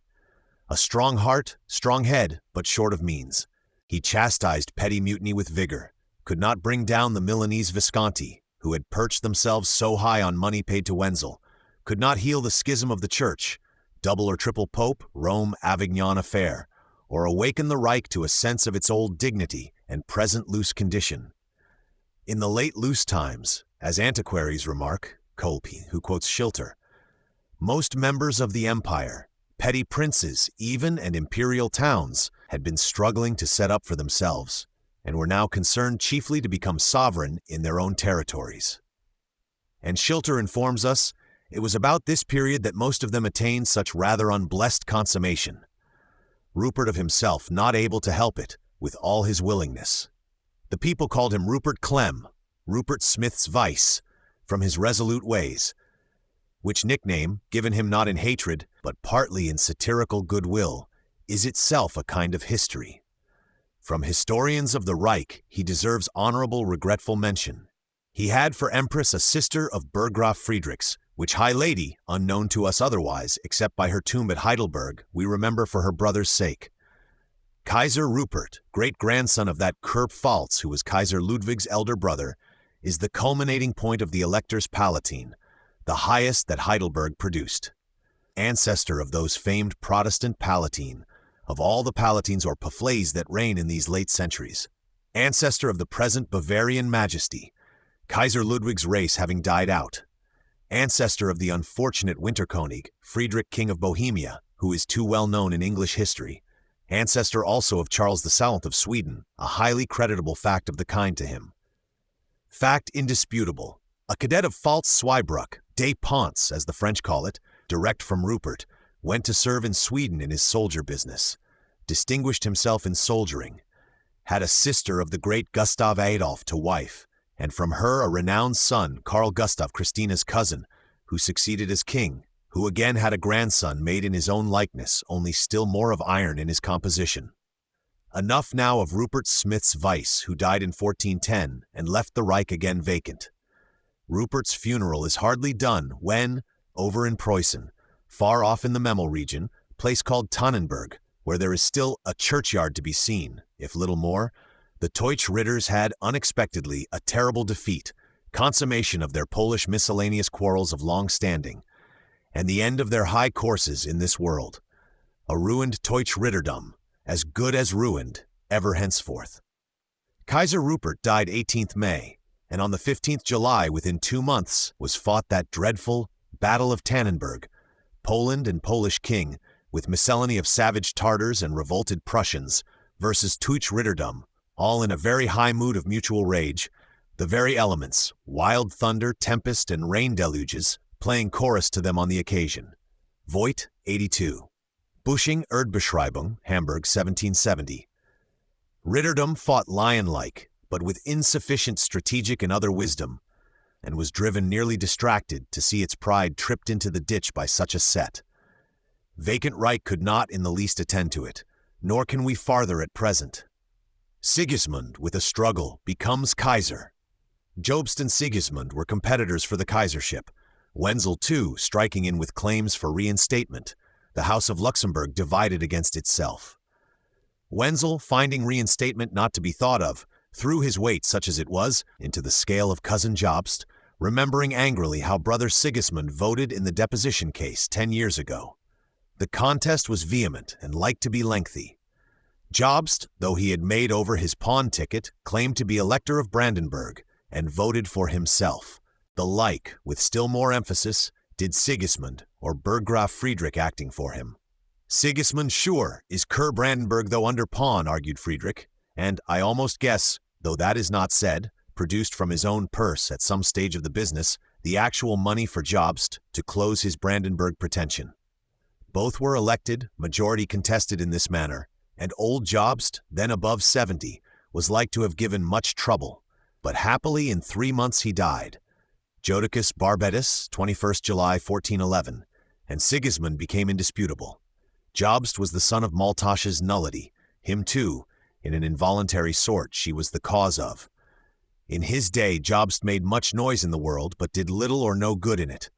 He was thought a great man, says one satirical old chronicler, and there was nothing great about him but the beard. The cause of Sigismund's success with the electors, says Kohler, or of his having any party among them, was the faithful and unwearied diligence which had been used for him by the above-named Burggraf Friedrich VI of Nuremberg, who took extreme pains to forward Sigismund to the empire, pleading that Sigismund and Wenzel would be sure to agree well henceforth, and that Sigismund, having already such extensive territories, Hungary, Brandenburg, and so forth, by inheritance, would not be so exact about the Reichstolls and other imperial incomes. This same Friedrich also, when the election fell out doubtful, was Sigismund's best support in Germany, nay, almost his right hand, through whom he did whatever was done. Sigismund is Kaiser then, in spite of Wenzel. King of Hungary after unheard of troubles and adventures, ending some years ago in a kind of peace and conquest, he has long been King of Bohemia too, he at last became, having survived Wenzel, who was childless. Kaiser of the Holy Roman Empire and so much else, is not Sigismund now a great man? Truly the loom he weaves upon in this world is very large, but the weaver was of headlong, high-pacing, flimsy nature, and both warp and woof were gone dreadfully entangled. This is the Kaiser Sigismund who held the Council of Constance, and blushed visibly when Huss, about to die, alluded to the letter of safe conduct granted him, which was issuing in such fashion. 15th June, 1415. Sigismund blushed, but could not conveniently mend the matter, so many matters pressing on him just now, as they perpetually did and had done, and always hoping, never resting, unsuccessful, vain and empty Kaiser. Specious, speculative, given to eloquence, diplomacy, and the windy instead of the solid arts, always short of money for one thing. He roamed about and talked eloquently, aiming high and generally missing. How he went to conquer Hungary and had to float down the Donau instead, with an attendant or two, in a most private manner, and take refuge with the Grand Turk. This we have seen, and this is a general emblem of him. Hungary and even the Reich have at length become his, but have brought small triumph in any kind, and instead of ready money, debt on debt. His Majesty has no money, and His Majesty's occasions need it more and more. He is now A.D. 1414 holding this Council of Constance, by way of healing the Church, which is sick of 3 simultaneous popes and of much else. He finds the problem difficult, finds he will have to run into Spain to persuade a refractory pope there, if eloquence can, as it cannot. All which requires money, money. At opening of the council he officiated as deacon, actually did some kind of litanying with a surplice over him, 25th December 1414, Kohler, p. 340, though Kaiser and King of the Romans. But this passage of his opening speech is what I recollect best of him there. Right Reverend Fathers, date operam ut illa nefanda schisma eradicator, exclaimed Sigismund, intent on having the Bohemian schism well dealt with, which he reckons to be of the feminine gender. Taking the sum at that latest rate, it amounts to 200,000 pounds, and the reader can use that as a note of memory for the sale price of Brandenburg, with all its lands and honors, multiplying it perhaps by 4 or 6 to bring out its effective amount in current coin. Dog cheap it must be owned, for size and capability, but in the most waste condition, full of mutiny, injustice, anarchy, and highway robbery, a purchase that might have proved dear enough to another man than Burggraf Frederick. But so, at any rate, moribund Brandenburg has got its Hohenzollern Kurfürst, and started on a new career it little dreamt of, and we can now, right willingly, quit Sigismund and the Reich's history, leave Kaiser Sigismund to sink or swim at his own will henceforth. His grand feat in life, the wonder of his generation, was this same Council of Constance, which proved entirely a failure, one of the largest wind eggs ever dropped with noise and travail in this world. 200,000 human creatures, reckoned and reckoning themselves the elixir of the intellect and dignity of Europe. 200,000, nay some, counting the lower menials and numerous unfortunate females, say 400,000, were got congregated into that little Swiss town, and there as an ecumenic council or solemnly distilled elixir, of what pious intellect and valor could be scraped together in the world, they labored with all their select might for 4 years' space. That was the Council of Constance, and except this transfer of Brandenburg to Frederick of Hohenzollern, resulting from said council in the quite reverse and involuntary way, one sees not what good result it had. They did indeed burn Huss, but that could not be called a beneficial incident. That seemed to Sigismund and the council a most small and insignificant one. And it kindled Bohemia, and kindled Rhinoceros Ziska into never-imagined flame of vengeance, brought mere disaster, disgrace, and defeat on defeat to Sigismund, and kept his hands full for the rest of his life, however small he had thought it. As for the sublime 4 years' deliberations and debates of this Sanhedrim of the universe, eloquent debates conducted, we may say, under such extent of wig as was never seen before or since, they have fallen wholly to the domain of driest dust, and amount for mankind at this time to 0 plus the burning of Huss. On the whole, Burggraf Friedrich's electorship, and the first Hohenzollern to Brandenburg, is the one good result. Adieu then to Sigismund. Let us leave him at this his culminating point. In the marketplace of Constance, red as a flamingo, doing one act of importance, though unconsciously and against his will. I subjoin here, for refreshment of the reader's memory, a synopsis, or bare arithmetical list, of those intercalary non-Habsburg Kaisers, which, now that its original small duty is done, may as well be printed as burnt.